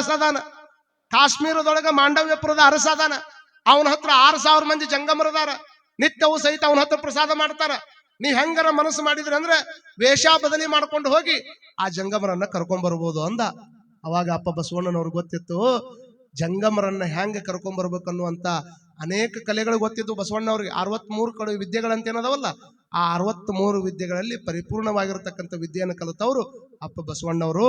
ಒಬ್ಬ ಹಸಿವೆಯ ಶೆಟ್ಟಿಯ ವೇಷವನ್ನ ಹಾಕೊಂಡು, ಹಸಿಬಿ ಶೆಟ್ಟಿ ಅಂದ್ರೆ ಮಸಾಲೆ ಮಾರಕ್ ಹೋಗ್ತಾರಲ್ಲ, ಮಸಾಲೆ ಮಾರವ್ರ ವೇಷ ಹಾಕೊಂಡು ಮಸಾಲೆ ಮಾರಾಕ್ ಅಂತ ತಿಳ್ಕೊಂಡು ಅಪ್ಪ ಬಸವಣ್ಣನವ್ರು ವೇಷ ಬದಲಿ ಮಾಡ್ಕೊಂಡು ಎಲ್ಲಿ ಬಂದ್ರು? ಕಾಶ್ಮೀರದ ಮಾಂಡವ್ಯಪುರದ ಅರಸನ ಹತ್ರ ಬರ್ತಾರೆ. ಕಾಶ್ಮೀರದ ಮಾಂಡವ್ಯಪುರದ ಅರಸನ ಹತ್ರ ಬಂದ ಕೂಡಲೇನ ಅಲ್ಲಿ ಹೋಗಿ ಒಂದು ಸಣ್ಣ ಊರು ಹೊರಗೆ ಒಂದು ಕುಟನವನ್ನ ಮಾಡಿಕೊಂಡು ಮಸಾಲೆ ಪದಾರ್ಥವನ್ನು ಮಾರಿ ಬಂದಂಗ ಮಾಡಿ ಎಲ್ಲಾ ಜಂಗಮರಿಗೆ, ನೋಡ್ರಿ ನಾ ಮಸಾಲೆ ಮಾರವನ ಇರ್ಬೋದು, ಆದ್ರೆ ಮಾರಿ ಬಂದು ನಾ ಒಬ್ಬರ ಊಟ ಮಾಡಂಗಿಲ್ಲ, ನಾ ಎಲ್ಲಾ ಜಂಗಮರಿಗೆ ಊಟ ಮಾಡಿಸ್ಬೇಕು. ಹಾಗಾಗಿ ನಿಮ್ಮಲ್ಲಿರ್ತಕ್ಕಂಥ ಎಲ್ಲಾ ಜಂಗಮರನ್ನ ನನ್ನ ಹತ್ರ ಕಳಿಸ್ಕೊಡ್ರಿ ಅಂತ ತಿಳ್ಕೊಂಡು ಆ ಜಂಗಮರನ್ನೆಲ್ಲ ಕರ್ಕೊಂಡ್ ಬಂದು ಪ್ರಸಾದ ಮಾಡ್ಸಕತ್ತ. ಯಾಕಂದ್ರೆ ಚೆನ್ನಾಗಿ ಗೊತ್ತಿತ್ತು ಪರಮಾತ್ಮಗ ಎಲ್ಲರಿಗೂ ಒಂದೊಂದು ಹೆಂಗ ಪ್ರಿಯ ಇರ್ತಾವ, ಹಂಗ ಜಂಗಮರಿಗೆ ಪ್ರಸಾದ ಬಹಳ ಪ್ರಿಯ. ಇವ್ರು ಚಂದ ಪ್ರಸಾದ ಮಾಡಿಸಿದ್ರೆ ಇವ್ರು ಬರ್ತಾರ ಅಂತ ತಿಳ್ಕೊಂಡು ತನ್ನ ಕೈಯಾರಿಯಾಗಿ ಅನೇಕ ರೀತಿಯ ಖಾದ್ಯಗಳನ್ನ ಮಾಡಿ ಉಣಿಸುವಂತ ಪ್ರಯತ್ನವನ್ನು ಮಾಡಕತ್ತಿದ್ದ. 1 ದಿವಸ ಹೋಯ್ತು, 2 ದಿವಸ ಹೋಯ್ತು, 3 ದಿವಸ ಹೋಯ್ತು, 4ನೇ ದಿವಸಕ್ಕೆ ಕರೀಲಿಲ್ಲ ಅಂದ್ರೂ ಜಂಗಮರು ಓಡಿ ಬರಾಕತ್ತ. ಯಾಕೆ? ಎಂತ ಅದ್ಭುತ ರುಚಿ ಐತ್ರಿ. ಯಾರೋ ಒಬ್ರು ಬಂದಾರ, 6,000 ಮಂದಿಗೆ ಅಗದಿ ಚಂದ ತಮ್ಮ ಕೈಯಾರೆ ಪ್ರಸಾದ ಮಾಡಿಸ್ತಾರ. ಒಮ್ಮೆ ಉಂಡ್ರಿ ಇನ್ನೊಮ್ಮೆ ಉಣ್ಬೇಕು ಅನಿಸ್ತೈತಿ, ಅಷ್ಟು ಚಲೋ ಹದ ಮಾಡಿ ಪ್ರಸಾದ ಮಾಡಿಸ್ತಾರ. ಇದಕ್ಕಿಂತ ಚಲೋ ಪ್ರಸಾದ ನಾವು ಉಂಡೇ ಇಲ್ಲ. ಹಾಗಾಗಿ ಈ ಕಡೆ ಹೋಗೋದು ಬಿಟ್ಟು ಎಲ್ಲರೂ ಈ ಕಡೆ ಬಂದು ಪ್ರಸಾದ ಮಾಡ್ಸಕತ್ತ. 15 ದಿವಸ ಚಂದ ಪ್ರಸಾದ ಮಾಡಿಸಿದ. ಗೊತ್ತಾತ ಅವ್ರಿಗೆ ಹಣ್ಣಾಗೈತಿದ ಅಂತ. ಬಸವಣ್ಣವ್ರಿಗೆ ಗೊತ್ತಾತ ಹಣ್ಣಾಗೈತಿದ ಅಂತ. ಹಣ್ಣಾಗೈತೆ ಅನ್ನೋದು ಗೊತ್ತಾಗಿ ಇವ್ರು ನಾ ಕರೆದ್ರು ಬರತಾರ ಅನ್ನೋದು ಗೊತ್ತಾಗಿ 15ನೇ ದಿವಸ ಆದ್ಮೇಲೆ ನಮಸ್ಕಾರ ಮಾಡಿ, ಇನ್ ಮೇಲೆ ನನ್ನ ಕೆಲಸ ಮುಗಿತ್ರಪ್ಪ, ನನ್ನ ಇಲ್ಲಿ ವ್ಯಾಪಾರ ಮುಗೀತು, ಇನ್ನು ಬೇರೆ ಊರಿಗೆ ಹೋಗ್ತೀನಿ ನಾನು, ಹಾಗಾಗಿ ನನ್ನ ಕಳಿಸ್ಕೊಡ್ರಿ ಅಂತ ಕೈ ಮುಗಿದ್ರೆ ಎಲ್ಲ 6,000 ಮಂದಿ ಜಂಗಮರು ಅಂತಾರಂತ. ಅಲ್ಲ, ನೀ ಇಷ್ಟು ದಿವಸ ಚಂದ ಪ್ರಸಾದ ಮಾಡಿಸಿ ನಮಗ್, ನಿನ್ನ ಪ್ರಸಾದ ಉಂಡ ಮೇಲೆ ಈ ಕಡೆ ಮಹಾದೇವ ಭೂಪಾಲನ್ ಕಡೆ ಹೋಗಾಕ್ ಒಲ್ಲೆ ಅನ್ಸಾಕತ್ತೈತಿ. ಮತ್ ಇಟ್ಟು ಚಲೋ ಪ್ರಸಾದ ಮಾಡವ್ ನೀ ಸಿಕ್ಕಿದಿ, ಮತ್ ನಮ್ಮನ್ನ ಅರ್ಧಕ್ಕ ಕೈ ಬಿಟ್ಟು ಹೋದ್ರೆ ನಾವೆಲ್ಲಿ ಹೋಗೋನು, ಮತ್ ನಾವ್ ಹೆಂಗ್ ಮಾಡೋಣ, ನಿನ್ನ ಪ್ರಸಾದ ಮುಂದೆ ಬೇಕಂದ್ರೆ ಹೆಂಗ್ ಮಾಡೋಣ ಅಂದಾಗ ಬಸವಣ್ಣವ್ರ ಅಂದ್ರಂತ, ನೋಡಪ್ಪ ನಾನಂಕರು ಮುಂದಿನ ಊರಿಗೆ ಹೋಗ್ತೀನಿ, ನಿಮ್ಗೆ ಇಂಥ ಪ್ರಸಾದನ ಬೇಕಂದ್ರೆ ನನ್ನ ಕೊಟ್ಟಾಗ ಬರಾಕ್ ರೆಡಿ ಹಾಕಿರ, ನನ್ನ ಕೊಟ್ಟಾಗ ರೆಡಿ ಹಾಕಿರ, ನನ್ನ ಕೂಡಲೇ ಇಟ್ಟು ಚಲೋ ಪ್ರಸಾದ ದಿವಸ ಹಾಕಿರ ಅಂದ್ರೆ ಈ ಸದ್ದ ನಿನ್ನ ಕೊಟ್ಟಾಗ ಬರ್ತೀವಿ ಅಂದ್ರೆ ಅವ್ರು 6,000 ಮಂದಿ 6,000 ಮಂದಿ ಅಂದ ಕೂಡಲೇನ ಅವಾಗ ಅದ್ರಾಗ ಒಬ್ಬ ಒಂದ, ಹೌದು ನಾವೇನೋ ಬರಾಕ್ ರೆಡಿ ಆಗಿವ್ ಕರೆ, ಮತ್ ಇಷ್ಟು ದಿವಸ ಮಾಂಡವ್ಯಪುರದ ಅರಸನ ಮನೆ ಅರಮನೆಯಾಗ ಪ್ರಸಾದ ಉಂಡಿವಿ, ನಾವು ಹೋಗುದು ಏನಾದ್ರು ಅವಂಗ್ ಗೊತ್ತಾತಂದ್ರ ನಮ್ಮನ್ನ ಹಂಗ ಬಿಡಂಗ, ನಾವು ಚಂಡ ಕಡಿತ, ನಾವು ಏನ್ ಮಾಡ್ಬೇಕು. ಅವಾಗ ಬಸವಣ್ಣನ ಹತ್ರ ಒಂದು ಮಾಯಾವಿದ್ಯೆ ಇತ್ತಂತ, ಪುರಾಣದ ಬರದಾರ ಇದನ್ನ, ಅದ್ ಹೆಂಗಾತು ಏನಾತು ಬಾಳ ತರ್ಕ ಮಾಡಂಗಿಲ್ಲ, ಪುರಾಣದ ಬರ್ದಿದ್ದನ್ನ ತಿಳ್ಕೊಬೇಕು. ಅಂದ್ರೆ ಅಲ್ಲಿ ಭಕ್ತಿ ಏನೈತಿ ಅನ್ನೋದು ಅಷ್ಟೇ ತಿಳ್ಕೊಬೇಕು. ಕೆಲವು ಮಂದಿ ಏನೈತ್ರಿ ಭಾವನಾ ಏನೈತಿ ಅದ್ರ ಬಗ್ಗೆ ತಿಳ್ಕೊಬೇಕು. ಈಗ ನೋಡ್ರಿ, ಶ್ರೀಶೈಲದ ಮಲ್ಲಿಕಾರ್ಜುನ ವಿಚಾರ ಕೇಳಿರ್ನಿ. ಶ್ರೀಶೈಲದ ಮಲ್ಲಿಕಾರ್ಜುನ ದಿವಸ ಮಲ್ಲಮ್ಮನ ಹತ್ರ ಬರ್ತಿದ್ದ.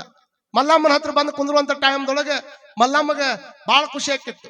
ಬಾಳ ಖುಷಿ ಆಗುವಂತ ಟೈಮ್ದೊಳಗೆ ಮಲ್ಲಮ್ಮಗ ಆಶೀರ್ವಾದ ಮಾಡಿ, ನಿನಗೇನು ವರ ಬೇಕು ಕೇಳ್ಕೊ ಅಂತಂದ್ರೆ, ಯಪ್ಪ ನಿನ್ನ ಪಾದ ನನ್ನ ತಲೆ ಮೇಲೆ ಇರ್ಬೇಕಾಗಿತ್ತು ಅಂತ ಹೇಳ್ಬೇಕಾಗಿತ್ತು. ನಿನ್ನ ಪಾದ ನನ್ನ ತಲೆ ಮೇಲೆ ನಿಂತಿರ್ಬೇಕಂತ ಮಲ್ಲಮ್ಮ ಹೇಳ್ಕೊಬೇಕಾಗಿತ್ತು.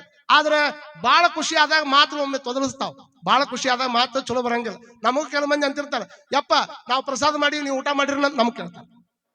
ನಾವು ಪ್ರಸಾದ ಮಾಡೀವಿ ನೀವು ಊಟ ಮಾಡಿರಿ ಅಂತ ನಮ್ಗೆ, ಅವ್ರು ಪ್ರಸಾದ ಮಾಡ್ಬೇಕಂತ ನಾವು ಊಟ ಮಾಡ್ಬೇಕಂತ ಅಂದ್ರೆ ಅವ್ರು ಕೇಳ್ಬೇಕಾಗಿದ್ದೇನೋ, ಯಪ್ಪ ನೀವು ಪ್ರಸಾದ ಮಾಡಿರಿ ಅಂತ ನಮ್ಗೆ ಕೇಳ್ಬೇಕಾಗಿತ್ತು. ಅವ್ರು ಮಾತು ಉಲ್ಟಾ ಆಗ್ತಾವ. ಕೆಲವು ಮಂದಿ ಹಿಂಗ ಭಾವನಾತ್ಮಕ ಜೀವಿಗಳು ಇರ್ತಾರ. ನಿನ್ನ ಪಾದ ನನ್ನ ತಲೆ ಮೇಲೆ ಇರ್ಬೇಕಾಗಿತ್ತು, ಇರ್ಬೇಕು ಅಂತ ತಿಳ್ಕೊಂಡು ಕೇಳ್ಬೇಕಾಗಿತ್ತು ಮಲ್ಲಮ್ಮ. ಆದ್ರೆ ಆನಂದವಾಗಿರ್ತಕ್ಕಂಥ ಟೈಮ್ದೊಳಗೆ ಮಲ್ಲಯ್ಯನನ್ನ ಕಂಡು, ಯಪ್ಪ ನನ್ನ ಪಾದ ನಿನ್ನ ತಲೆ ಮೇಲೆ ಇರ್ಬೇಕು ನೋಡ ಅಂದ್ಬಿಟ್ಲಕ್ಕೆ. ಆದ್ರೆ ಮಲ್ಲಯ್ಯ ಏನಂತಾನ ಗೊತ್ತನು, ನಿನ್ನ ಹೆಂಗ ಭಾವನೆ ಐತಿ ಹಂಗ ಆಗ್ಲಿ ಅಂದವ. ಹಂಗ ಆಗ್ಲಿ ಅಂದ್ರ ಪಾದ ಅಂತ ತಲೆ ಮೇಲೆ ಇಟ್ಕೊಳಕ್ ಆಗದಲ್ಲ. ಆ ಪಾದಗಳ ಆಕಾರದೊಳಗೆ ತುಂಬಿ ಹೂ ಮಾಡಿದಂತ. ತುಂಬಿ ಹೂವನ್ನ ಮಾಡಿ ಅವಾಗ ಮಲ್ಲಮ್ಮಗೆ ಹೇಳ್ತಾನ, ನೋಡುವ ಈ ತುಂಬಿ ಹೂವನ್ನ ತಂದು ಯಾರು ನನ್ನ ತಲೆ ಮೇಲೆ ಇಡ್ತಾರ ಅವ್ರಿಗೆ ನಾನು ಭಕ್ತಿಯಿಂದ ಆಶೀರ್ವಾದ ಮಾಡ್ತೀನಿ ಅಂತ ತಿಳ್ಕೊಂಡು ಮಲ್ಲಮ್ಮಗೆ ಆಶ್ರಯವನ್ನು ಕೊಡ್ತಾನ. ಅದ್ರ ರೂಪದೊಳಗೆ ತುಂಬಿ ಹೂ ಅಂದ್ರೆ ಮಲ್ಲಯ್ಯನಿಗೆ ಬಹಳ ಪ್ರೀತಿ ಅಂತ ತಿಳ್ಕೊಂಡು ತುಂಬಿ ಹೂವನ್ನ ಇವತ್ತಿಗೂ ಮಲ್ಲಯ್ಯನ ತಲೆ ಮೇಲೆ ಏರಿಸ್ತಾರ. ಕೃಷ್ಣ ಪರಮಾತ್ಮ ಸುಧಾಮನ ಮನೆಗೆ ಬಂದ್ಬಿಟ್ಟ ಏಕಾಏಕಿ. ಹೇಳ್ದ ಕೇಳ್ದ ಯಾರಾದ್ರೂ ಬತಿ ಬೇಕಾದವ್ರ ಮನೆಗೆ ಬಂದ್ಬಿಟ್ರೆ ಎಷ್ಟು ಹಿಗ್ಗಕತ್ತಿಲ್ರಿ ಒಳಗೆ ಮನುಷ್ಯ. ಹೇಳ್ದ ಕೇಳ್ದ ಹೇಳಿದ್ರು ಬರ್ಲಾರ್ದವ್ರು ಹೇಳ್ದ ಕೇಳ್ದ ಮನೆಗೆ ಬಂದ್ಬಿಟ್ರೆ ಎಲ್ಲರಿಗೂ ಖುಷಿ ಆಕೈತಿ. ಮನೆಗೆ ಬಂದಾನ, ಕೊಡ್ಬೇಕಾದ್ರೆ ಏನಿಲ್ಲ, ಅವನ ಹತ್ರ ಚಲೋ ಹಾಸಾಕಿಲ್ಲ. ಕೃಷ್ಣ ಪರಮಾತ್ಮ ಅರಮನೆಯೊಳಗಿರುವಂತ ದೊರೆ ಸುಧಾಮ ಏನೂ ಇಲ್ಲ, ಅವನ ಹತ್ರ ಹಾಕೊಳಕ್ ಚಲೋ ಬಟ್ಟಿನೇ ಇಲ್ಲ. ಆದ್ರೂ ಸಹಿತ ಪರಮಾತ್ಮ ಅವ್ನು ಹುಡ್ಕೊಂಡು ಬಂದ. ಗೆಳೆಯ ನನ್ ಗೆಳೆಯ ಇಲ್ಲದನಂತೇಳಿ ಗೆಳೆಯ ಬಂದ್ ಹೆಂಗ್ ಕುಂದ್ರಿಸಿದ. ಏನು ಕೊಡ್ಬೇಕಂತ ವಿಚಾರ ಮಾಡ್ತಾನೆ. ಮನ್ಯಾಗ ಒಂದ್ 4 ಬಾಳೆಹಣ್ಣಿದ್ದು, ಬಾಳೆಹಣ್ಣು ಕೊಟ್ರ ಅಂತ ತಿಳ್ಕೊಂಡು ಹಂಗ ಅವನ ಕೈಯಾಗ ಏನು ಕೊಡುದು, ಸುಳುದು ಬಾಳೆಹಣ್ಣು ಕೊಡ್ಬೇಕು ನಮ್ಮ ಕೃಷ್ಣ ಪರಮಾತ್ಮಗಂತ ತಿಳ್ಕೊಂಡು ಕೈಯಾಗಿರುವಂತ ಬಾಳೆಹಣ್ಣನ್ನ ಸುಲಿದು ಕೊಡಾಕತ್ತಾನ. 4 ಬಾಳೆಹಣ್ಣು ತಿಂದ ಪರಮಾತ್ಮ ಆನಂದವಾಗಿ ಕೊಡಾಕತ್ತಾನ ಅಂತ ತಿಳ್ಕೊಂಡು ತಿಂದ ಮೇಲೆ ಗೊತ್ತಾಕತಿ ಇವ ಒಳಗಿನ ಬಾಳೆಹಣ್ಣು ಕೊಡ್ಬೇಕಿಲ್ಲ. ಸುಲಿಯುವಂತ ಟೈಮ್ದೊಳಗ ಅವ ಬಂದು ಖುಷಿ ಒಳಗ ಸಿಪ್ಪಿ ಕೈಯಾಗ ಕೊಟ್ಟಾನ, ಒಳಗಿನ ತೆಗೆದು ತಳಗೋಗದ. ಅದನ್ನ ಕೈಯಾಗ ಕೊಟ್ಟಾನ, ಆ ಪರಮಾತ್ಮ ಅದನ್ನ ತಿಂದ್ಬಿಟ್ಟಾನ. ತಿಂದು ನೋಡ್ತಾನ ಒಳಗಿನ ಹಣ್ಣು ತೆಳಗ್ ಬಿದ್ದಾವು, ಸಿಪ್ಪಿ ಹೊಟ್ಟೆ ಒಳಗೆ ಹೋಗ್ಯಾವ. ಪರಮಾತ್ಮ ನೀನಾರು ಹೇಳ್ಬೇಕಾಗಿತ್ತಿಲ್ಲಪ್ಪ, ನಾನು ಕೊಟ್ಟಿದ್ದು ಸಿಪ್ಪಿ ಅಂತ ಅನ್ಬೇಕಾಗಿತ್ತಲ್ಲಪ್ಪ ಅಂದಾಗ ಅವಾಗ ಕೃಷ್ಣ ಪರಮಾತ್ಮ ಒಂದ್ ಮಾತನ್ನ ಹೇಳಿದ. ಏನ್ ಹೇಳಿದ ಅಂತಂದ್ರ, ನೋಡು ನೀ ಏನು ಸುಲಿದು ಕೊಡಾಕತ್ತಿದ್ದಲ್ಲ ಬಾಳೆಹಣ್ಣ, ಸುಲಿದು ಕೊಡುವಂತ ಟೈಮ್ದೊಳಗೆ ಉತ್ಕೃಷ್ಟವಾಗಿರುವಂತ ಪ್ರೇಮ ಇಟ್ಕೊಂಡು ಖುಷಿಯಿಂದ ಕೊಡಾಕತ್ತಿದ್ದಿ. ಏನು ಇಂಥ ಟೈಮ್ದಾಗ ಬರೀ ಸಿಪ್ಪಿ ಕೊಡಾಕತ್ತಿ ಅಂದ್ರೆ ಆ ಭಕ್ತಿ ಕೆಡಿಸ್ದಂಗಾಕಿತ್ತು. ನಿನ್ನ ಪರಿಶುದ್ಧವಾಗಿರ್ತಕ್ಕಂಥ ಪ್ರೇಮ ಬೇಕನ್ನುವಂತ ಕಾರಣಕ್ಕೆ ನೀ ಕೊಟ್ಟ ಸಿಪ್ಪೆ ಬಾಳೆಹಣ್ಣ ಆದಂಗ ಆತಪ್ಪ, ಅದನ್ನ ತಿಂದ್ಯಾ ಅಂದವ. ಇದು ಉತ್ಕೃಷ್ಟವಾಗಿರುವಂತ ಭಕ್ತಿ ಪರಂಪರೆ. ಯಾವಾಗ ಹಿಂಗೆ ಹೇಳಿದ ಕೂಡ್ಲೇನ ಅಪ್ಪ ಬಸವಣ್ಣನವ್ರ ಅಂತಾರ ಏನಂತ, ಆ ಅವಸರದೊಳಗೆ ಇರತಕ್ಕಂಥ ಅವ್ರಿಗೆ ಎಲ್ಲಾರು ಕೇಳಿದ. ಹಾಗಾದ್ರೆ ನನ್ನ ಕಡೆ ಒಂದು ವಿದ್ಯೆ ಅದ, ಮಾಯಾಜಾಲದ ವಿದ್ಯೆಯೊಳಗೆ ನನ್ನ ಕಡೆ 3 ಬ್ಯಾಗ್ ಅದಾವ. ಒಂದ್ ಕಡೆ ಬ್ಯಾಗ್ನಾಗ 2,000 ಮಂದಿ, ಇನ್ನೊಂದ್ ಕಡೆ ಬ್ಯಾಗ್ನಾಗ 2,000 ಮಂದಿ, ಮತ್ತೆ ತಲೆ ಮೇಲೆ 2,000 ಮಂದಿ ಇಟ್ಕೊಂಡು ನಾ ಹೊಕ್ಕಿನಿ, ಬರಾಕ್ ರೆಡಿ ಹಾಕಿರ ಅಂದಾಗ ಆಯ್ತು ನಾ ಬರಾಕ್ ರೆಡಿ ಹಾಕಿವಿ ಅಂತ ತಿಳ್ಕೊಂಡು ಮಾಯಾಜಾಲದ ವಿದ್ಯೆಯಿಂದ 6,000 ಜಂಗಮರನ್ನ ನಿತ್ಯ ಪ್ರಸಾದ ಮಾಡಿಸೋದ್ರ ಸಲುವಾಗಿ ಆ ಕಾಶ್ಮೀರದಿಂದ ಕಲ್ಯಾಣಕ್ಕೆ ಕದ್ಕೊಂಡು ಬಂದ ಅನ್ನುವಂಥದ್ದು ಪುರಾಣದ ಇತಿಹಾಸ ಹೇಳ್ತದೆ. ಯಾವಾಗ 6,000 ಜನ ಹೋಗ್ಯಾರ ಅಂದ ಗೊತ್ತಾತು, ಅವಾಗ ಬಸವಣ್ಣನವರ ಓದಾರಿದನ್ನ ಇಂಥ ಕೆಲಸ ಇವ್ರನ್ನ ಬಿಟ್ರೆ ಯಾರಿಗೂ ಮಾಡಕ್ ಆಗೋದಿಲ್ಲ ಅಂತ ಮಹಾದೇವ ಭೂಪಾಲಿಗೆ ಗೊತ್ತಾತ. ಕರದವ ಚೋರಿ ಚಿಕ್ಕಣ್ಣ ಅಂತಿದ್ದ. ಚೋರಿ ಚಿಕ್ಕಣ್ಣ ಅಂತಂದ್ರೆ ಹೇಳಿದ ಕೆಲಸ ಮಾಡಿ ಬರೋರು. ಅವ್ರು ಹಿಂಗಿರ್ತಾರ ಒಂದಿಷ್ಟು ಮಂದಿ ರಾಜ್ಯದಾಗ, ಅವ್ರನ್ನ ಅದಕ್ಕ ಇಟ್ಟಿರ್ತಾರ. ಅವ್ರು ಯಾರ ಮಾತು ಕೇಳಿಲ್ಲ ಅಂದ್ರೆ ಎತ್ಕೊಂಬ ಅವ್ರನ್ನಂತ ಹೆಂಗ್ ಹೇಳ್ತಾರಲ್ಲ, ಚೋರಿ ಚಿಕ್ಕಣ್ಣನ ಕರೆದು ಹೇಳಿದಂತ, ನಿತ್ಯ 6,000 ಜನ ಊಟ ಮಾಡುವಂತ ಈ ನಮ್ಮ ಅರಮನೆ ಬಿಟ್ಟು ಬಸವಣ್ಣ 6,000 ಮಂದಿ ಜಂಗಮರನ್ನ ಕರ್ಕೊಂಡು ಹೋಗ್ಯಾನ. ಅವನ್ ಏನಾದ್ರು ಮಾಡಿ ಕೊಲೆ ಮಾಡಿ ಆದ್ರೂ ಸಹಿತ ಹೊಳ್ಳಿ 6,000 ಜಂಗಮರನ್ನ ಕರ್ಕೊಂಡ್ ಬರ್ಬೇಕಂತ ತಿಳ್ಕೊಂಡು ಆಜ್ಞೆ ಕೊಟ್ಟು ಚೋರಿ ಚಿಕ್ಕಣ್ಣನ ಕಳಿಸಿಬಿಟ್ಟ. ಚೋರಿ ಚಿಕ್ಕಣ್ಣ ಆಜ್ಞೆ ಆಗ್ಲಿ ಪ್ರಭು ಅಂತ ತಿಳ್ಕೊಂಡು ಕಲ್ಯಾಣದ ಕಡೆ ಹೊರಟ. ಇದನ್ನ ಕದ್ದು ಅವ್ರ ತಂಗಿ ಕೇಳಿಸ್ಕೊಂತಾಳ. ಆಕಿನ ಹೆಸರು ಬಂತಾದೇವಿ ಅಂತ. ಏನ ಹೆಸರು? ಬಂತಾದೇವಿ. ಬಂತಾದೇವಿ ಕದ್ದು ಕೇಳಿಸ್ಕೊಂತಾಳ. ಎಂತ ಅಪರಾಧ ಆಗಕತ್ತದ, ನನ್ನ ಅಣ್ಣ ಇಂಥದ್ದಕ್ಕೆ ಯಾಕೆ ಕೈ ಹಾಕಾಕತ್ತಾನ? ಅಪ್ಪ ಬಸವಣ್ಣನವ್ರ ವಿಚಾರ ನಾಡಿನ ತುಂಬಾ ಎಲ್ಲ ಸುದ್ದಿ ಆಗ್ಯದ. ಅಲ್ಲಿ ಹೋಗಿರ್ತಕ್ಕಂಥ ಜಂಗಮರು ಹೋಗ್ಯಾರ ಅನ್ನುವಂಥ ದ್ವೇಷಕ್ಕೆ ಅವ್ರನ್ನ ಕೊಂದು ಬಾ ಅನ್ನಕತ್ತಾನಂದ್ರ ಇದು ಸಲ್ಲ ಅಂತ ತಿಳ್ಕೊಂಡು ಅದನ್ನ ಹೆಂಗಾದ್ರೂ ಮಾಡಿ ತಪ್ಪಿಸ್ಬೇಕಂತ ತಿಳ್ಕೊಂಡು ಆಕಿನೂ ಅಂದ ರಾತ್ರಿನ ಕೌದಿ ಹೊತ್ಕೊಂಡು ಮನೆಯನ್ನು ಬಿಟ್ಟು ಹೊರಗೆ ಬರ್ತಾಳ. ಹೊರಗೆ ಬಂದು ಚಿಕ್ಕಣ್ಣ ಮುಂದೆ ಹೋಗ್ಯಾನ. ಹಿಂದ್ ಮನ್ಯಾಗ ಕೇಳ್ದ ಅವ್ರ ತಂಗಿನೂ ಕಲ್ಯಾಣದ ಮಾರ್ಗ ಹಿಡ್ದಾಳ. ಒಳಗೆ ಬಂದು ನೋಡ್ತಾನ. ಕಲ್ಯಾಣದೊಳಗೆ ಇರ್ತಕ್ಕಂಥ ಎಲ್ಲಾ ಶರಣರು ನೋಡಿದಾಗ ಯಾರು ಖಾಲಿ ಕಟ್ಟಿ ಮೇಲೆ ಕುತ್ಕೊಳ್ಳೋರಿಲ್ಲ ಇಲ್ಲ. ಖಾಲಿ ಮೇಲೆ ಕಟ್ಟಿ ಮೇಲೆ ಕುತ್ಕೊಂಡು ಮಾತಾಡೋರಿಲ್ಲ ಇಲ್ಲ. ಸುಮ್ನ ಅವ್ರ ಬಗ್ಗೆ ಇವ್ರ ಬಗ್ಗೆ ಮಾತಾಡೋರಂತ್ರ ಇಲ್ಲ ಇಲ್ಲ. ಎಲ್ಲರೂ ದುಡಿಯವ್ರು, ಎಲ್ಲರೂ ಕಾಯಕ ಮಾಡೋರು. ಕಾಯಕ ಮಾಡಿ ಅದ್ರಾಗ ಬಂದವ್ರನ್ನೆಲ್ಲರನ್ನು ಪ್ರೀತಿಯಿಂದ ಮಾತಾಡೋರು. ಎಷ್ಟು ಚಂದ ಮಾತಾಡ್ತಿದ್ರಿ, ಭಾರಿ ಪ್ರೀತಿಯಿಂದ ಮಾತಾಡ್ತಾರ. ಮಾತಾಡುವಂತ ಮಾತು ಕೇಳಿದ್ರೆ ಮನಸ್ಸಿಗೆ ಆನಂದ ಆಗ್ತದ. ಆನಂದ ಆಗಿ ಅಷ್ಟ ಬಿಡಂಗಿಲ್ಲ. ಬಂದವ್ರನ್ನೆಲ್ಲ ಮನೆಗೆ ಕರೀತಾರ.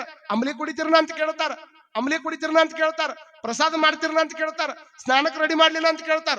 ಕಳ್ಳಗಿ ರಾಜ ಮರ್ಯಾದೆ ಕೂಡ್ಲೆ ಚೋರಿ ಚಿಕ್ಕಣ್ಣ ಅಂದ.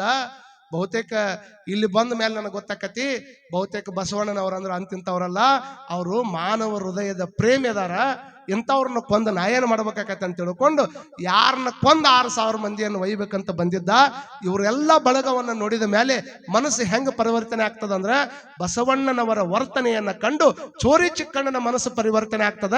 ಇನ್ನು ಮುಂದೆ ನಾನು ಕೊಲೆ ಮಾಡುವಂತ ವೃತ್ತಿಯನ್ನ ಕೈ ಬಿಟ್ಟು ಇದಾ ಅನುಭವ ಮಂಟಪದೊಳಗೆ ಇದಾ ಮಹಾಮನಿ ಒಳಗೆ ನಾನು ಕೂಡ ಒಬ್ಬ ಶರಣ ಆಗಿರ್ಬೇಕು ಅಂತ ತಿಳ್ಕೊಂಡು ಕೊಲ್ಲುವಂತದ್ದನ್ನ ಕೈ ಬಿಟ್ಟು ಶರಣನಾಗಿ ಕೆಲಸ ಮಾಡಕತ್ತ. ಯಾವಾಗ ಹಿಂದೆ ಬಂತಾದೇವಿ ಬಂದಿದ್ಲಲ್ಲ, ಬಂತಾದೇವಿ ಗೊತ್ತಾಗ್ತದ ಚೋರಿ ಚಿಕ್ಕಣ್ಣ ತನ್ನ ಕೆಲಸ ಬಿಟ್ಟು ಅವ ಕೊಲೆ ಮಾಡೋದು ಬಿಟ್ಟಾನ. ಕೊಲೆ ಮಾಡೋದು ಬಿಟ್ಟು ಅವನೊಬ್ಬ ಶರಣಾಗ್ಯಾನ. ನಾ ಬಂದ ಕೆಲಸ ಮುಗಿತಂತ ತಿಳ್ಕೊಂಡು ಹೊಳ್ಳಿ ಹೋಗಾಕ ರೆಡಿ ಆದ್ಲು. ಕಲ್ಯಾಣದಿಂದ ಹೊಳ್ಳಿ ಕಾಶ್ಮೀರಕ್ಕೆ ಹೋಗೋದ್ರೊಳಗನ ತಂಗಿ ಕಾಣೆ ಆಗ್ಯಾನ ಅನ್ನೋದು ಗೊತ್ತಾಗಿತ್ತಲ್ಲ. ಯಾರು ನನ್ನ ತಂಗಿಯನ್ನ ಹುಡುಕಿ ಕೊಡ್ತೀನಿ ಅವ್ರಿಗೆ ಅರ್ಧ ರಾಜ್ಯ ಬಿಟ್ಟು ಕೊಡ್ತೀನಿ ಅಂತ ಡಂಗ್ರ ಹೊಡಿಸಿದ್ದವ ರಾಜ. ಡಂಗ್ರ ಹೊಡಿಸಿದ್ನಲ್ಲ, ಡಂಗ್ರ ಹೊಡಿಯುವಂತ ಸುದ್ದಿ ಕೇಳಿ ಕಲ್ಯಾಣದ ಪಟ್ಟಣಕ್ಕೆ ಬಂದು ಇದನ್ನು ನೋಡಿ ಆನಂದ ಪಟ್ಟು ಹೊಳ್ಳಿ ಕಾಶ್ಮೀರಕ್ಕೆ ಬರ್ತಾಳ ಬಂತಾದೇವಿ. ಬಂತಾದೇವಿ ಬಂದ ಕೂಡ್ಲೇನ ಒಂದು ಕೌದಿ ಹೊಚ್ಕೊಂಡು ಸ್ವತಃ ಅಣ್ಣನ ಅರಮನೆಗೆ ಬಂದು ಭವತಿ ಭಿಕ್ಷಾಂದೇಹಿ ಅಂತ ಕೇಳಿ, ಭಿಕ್ಷಾಂದೇಹಿ ಅಂತ ತಿಳ್ಕೊಂಡು ಕೇಳಿದ್ಲಲ್ಲ. ಇಲ್ಲಿ ತಂಗಿ ಬಂದಾಳ ಅಂತ ಗೊತ್ತಾಗಿರ್ಲಿಲ್ಲ. ಯಾರು ಬಂದಾರಂತ ನೋಡ್ಬೇಕಂತ ಹೊರಗೆ ಬಂದ್ರೆ ಸ್ವತಃ ತಂಗಿನ ಬಂದು ಭಿಕ್ಷಾ ಬೇಡಾಕತ್ತಾಳ. ಭಿಕ್ಷಾ ಬೇಡಾಕತ್ತಂತ ಟೈಮ್ದೊಳಗೆ ಅಲ್ವಾ ನೀ ಎಲ್ಲಿ ಹೋಗಿ ಅಂತ ತಿಳ್ಕೊಂಡು ಹುಡುಕೋಸೋದಕ್ಕೆ ಅರ್ಧ ರಾಜ್ಯ ಕೊಡ್ತೀನಿ ಅಂತ ಹೇಳಿ ನಾನು. ಅಂತದ್ರೊಳಗೆ ನೀ ಬಂದು ನೋಡಿದ್ರೆ ನನ್ನ ಮನೆ ಮುಂದೆ ಅರಮನೆ ಒಳಗೆ ನಿನ್ನ ಮನೆಯಾಗ ನೀನ ಭಿಕ್ಷೆ ಬೇಡಾಕತ್ತೀಯಲ್ಲ ಯಾಕ ಅಂತ ಕೇಳಿದ್ರೆ ಅವಾಗ ಏನ್ ಬೇಕು ನಿನಗೆ? ಬಂಗಾರ ಬೇಕೇನು, ಬೆಳ್ಳಿ ಬೇಕೇನು, ಅರ್ಧ ರಾಜ್ಯ ಬೇಕೇನು, ಏನ್ ಇಡೀ ರಾಜ್ಯಕ್ಕೆ ನೀನ ಅಧಿಪತಿ ಯಾಕೇನು ಹಿಂಗ್ ಕೇಳಿದ್ರೆ ಅವಾಗ ಬಂತಾದೇವಿ ಹೇಳ್ತಾಳಂತ, ಅಣ್ಣ ಅಣ್ಣ ನನಗ ರಾಜ್ಯ ಬೇಡ, ನನಗ್ ಬಂಗಾರ ಬೇಡ, ನನಗೆ ಯಾವುದೇ ಒಡವೆ ವಸ್ತ್ರ ಯಾವುದು ಬೇಡ, ಕಾಶಿಯ ಸೊಪ್ಪಾದರೂ ಸಾಕು, ಅದು ಕಾಯಕದಿಂದ ಬಂದಿರ್ಬೇಕಣ್ಣ. ಅಂತದ್ದೊಂದಿಷ್ಟು ಏನಾದಿದ್ರೆ ನನ್ನ ತಟ್ಟಿಯೊಳಗೆ ಹಾಕು ಅಂದದು ಅಲ್ವಾ. ಇದೇನು ಹೊಸ ಶಬ್ದ ತಂದಿಯಲ್ಲ? ಕಾಯಕ ಅಂದ್ರೇನು? ಏನ್ ಕಾಯಕ ಅಂದ್ರೆ? ಕಾಯಕ ಅಂದ್ರೆ ಏನು ಕಾಯಕ ಶಬ್ದದ ಅರ್ಥ ಏನು? ಕಾಶಿಯ ಸೊಪ್ಪಾದ್ರೂ ಸಹಿತ, ಕಾರೆಯ ಸೊಪ್ಪಾದ್ರೂ ಸಹಿತ ಅದು ಕಾಯಕದಿಂದನೇ ಬಂದಿರಬೇಕು ಅಂತ ಹೇಳಕತ್ತಿಯಲ್ಲ. ಕಂದಿಸಿ ಕುಂದಿಸಿ ಮತ್ತೊಬ್ಬರ ಮನವ ನೋಯಿಸಿ ಬಂದಿರ್ಲಾರ್ದಂಥದ್ದು ಯಾವ್ದೈತಲ್ಲ ಅದಕ್ಕೆ ಕಾಯಕದಿಂದ ಬಂದಿರುವಂತದ್ದು ಅಂತಾರ. ಮತ್ತೊಬ್ಬರು ಮನಿ ಮೇಲೆ ಕೈ ಇಟ್ಟು, ಅವ್ರ ತಲೆ ಮೇಲೆ ಕೈ ಇಟ್ಟು, ಅವ್ರ ರೊಕ್ಕ ನೀ ತಗೊಂಡು ಬಂದು ಅದನ್ನ 4 ಮಂದಿಗೆ ಹಂಚಕತ್ತಂದ್ರೆ ಅದು ಕಾಯಕದ ಹಣ ಆಗೋದಿಲ್ಲ. ಹಾಗಾಗಿ ನೀ ಸ್ವತಃ ದುಡಿದಿರ್ಬೇಕು, ನಿನ್ನ ಶ್ರಮ ಅದ್ರೊಳಗಿರ್ಬೇಕು, ಅದು ಸತ್ಯದಿಂದ ಬಂದಿರಬೇಕು, ಶುದ್ಧತೆಯಿಂದ ಬಂದಿರಬೇಕು. ಅಂತದ್ದೇನಾದ್ರೂ ಇದ್ರೆ ಒಂದಿಷ್ಟು ನೀಡಣ್ಣ ಅಂತ ಅಂದಾಗ ಇದನ್ನೆಲ್ಲಿ ಕಲ್ಕೊಂಡ್ಬಂದಿ ನೀನು? ಯಾರನ್ನ ಕೊಲ್ಲೋದಕ್ಕ ನೀ ಕಳಿಸಿದ್ದಲ್ಲ, ಯಾರನ್ನ ಕೊಲ್ಲೋದಕ್ಕೆ ನೀ ಕಳಿಸಿದ್ದಲ್ಲ. ಯಾವ ಜಂಗಮರು ನಿನ್ನ ಬಿಟ್ಟು ಹೋಗ್ಯಾರಲ್ಲ ಆ ಎಲ್ಲಾ ಜಂಗಮರು ಅಂತ ಸತ್ಯ ಶುದ್ಧ ಕಾಯಕವನ್ನು ಮಾಡಾಕತ್ತಾರ. ಯಾರನ್ನ ಕೊಲ್ಲೋದಕ್ಕೆ ಕಳಿಸಿದ್ದಿ ಅವನು ಅದರಾಗ ಸೇರ್ಯಾನ. ಅಂತ ಕಲ್ಯಾಣದಾಗ ಹೋಗಿ ನೋಡ್ಕೊಂಡು ಬಂದಿನಿ ಈ ಶಬ್ದ ಅಂದಾಗ, ಹಾಗಾದ್ರೆ ಯಾವ ಜಂಗಮರು ನನ್ನ ಹತ್ರ ಇರ್ಲಾರ್ದಂಥದ್ದನ್ನ ಬಸವಣ್ಣನ ಹತ್ರ ಕಂಡಾರ ಅಂತಂದ್ರೆ ಇನ್ನು ಮುಂದೆ ನಾನು ಇಲ್ಲಿದ್ದೇನು ಮಾಡೋದಂತ ತಿಳ್ಕೊಂಡು ತನ್ನ ಮಗನಾಗಿರ್ತಕ್ಕಂಥ ಲಿಂಗರತಿಯನ್ನ ಕರೆದು ತನ್ನ ತಲೆಯ ಮೇಲಿರುವಂತ ಕಿರೀಟವನ್ನ ಆತನ ತಲೆ ಮೇಲಿಟ್ಟು ಆತನೂ ಸಹಿತ ಕಲ್ಯಾಣಕ್ಕೆ ಬರುವಂತ ಪ್ರಯತ್ನವನ್ನ ಮಾಡ್ತಾನೆ. ಆತ ಯಾರು, ಹೆಂಗ್ ಬಂದ, ಆ ಕಲ್ಯಾಣಕ್ಕ ರಾಜ ಬಂದ ಯಾವ ಕೆಲಸ ಆಯ್ಕೆ ಮಾಡ್ಕೊಂಡ ಅದನ್ನ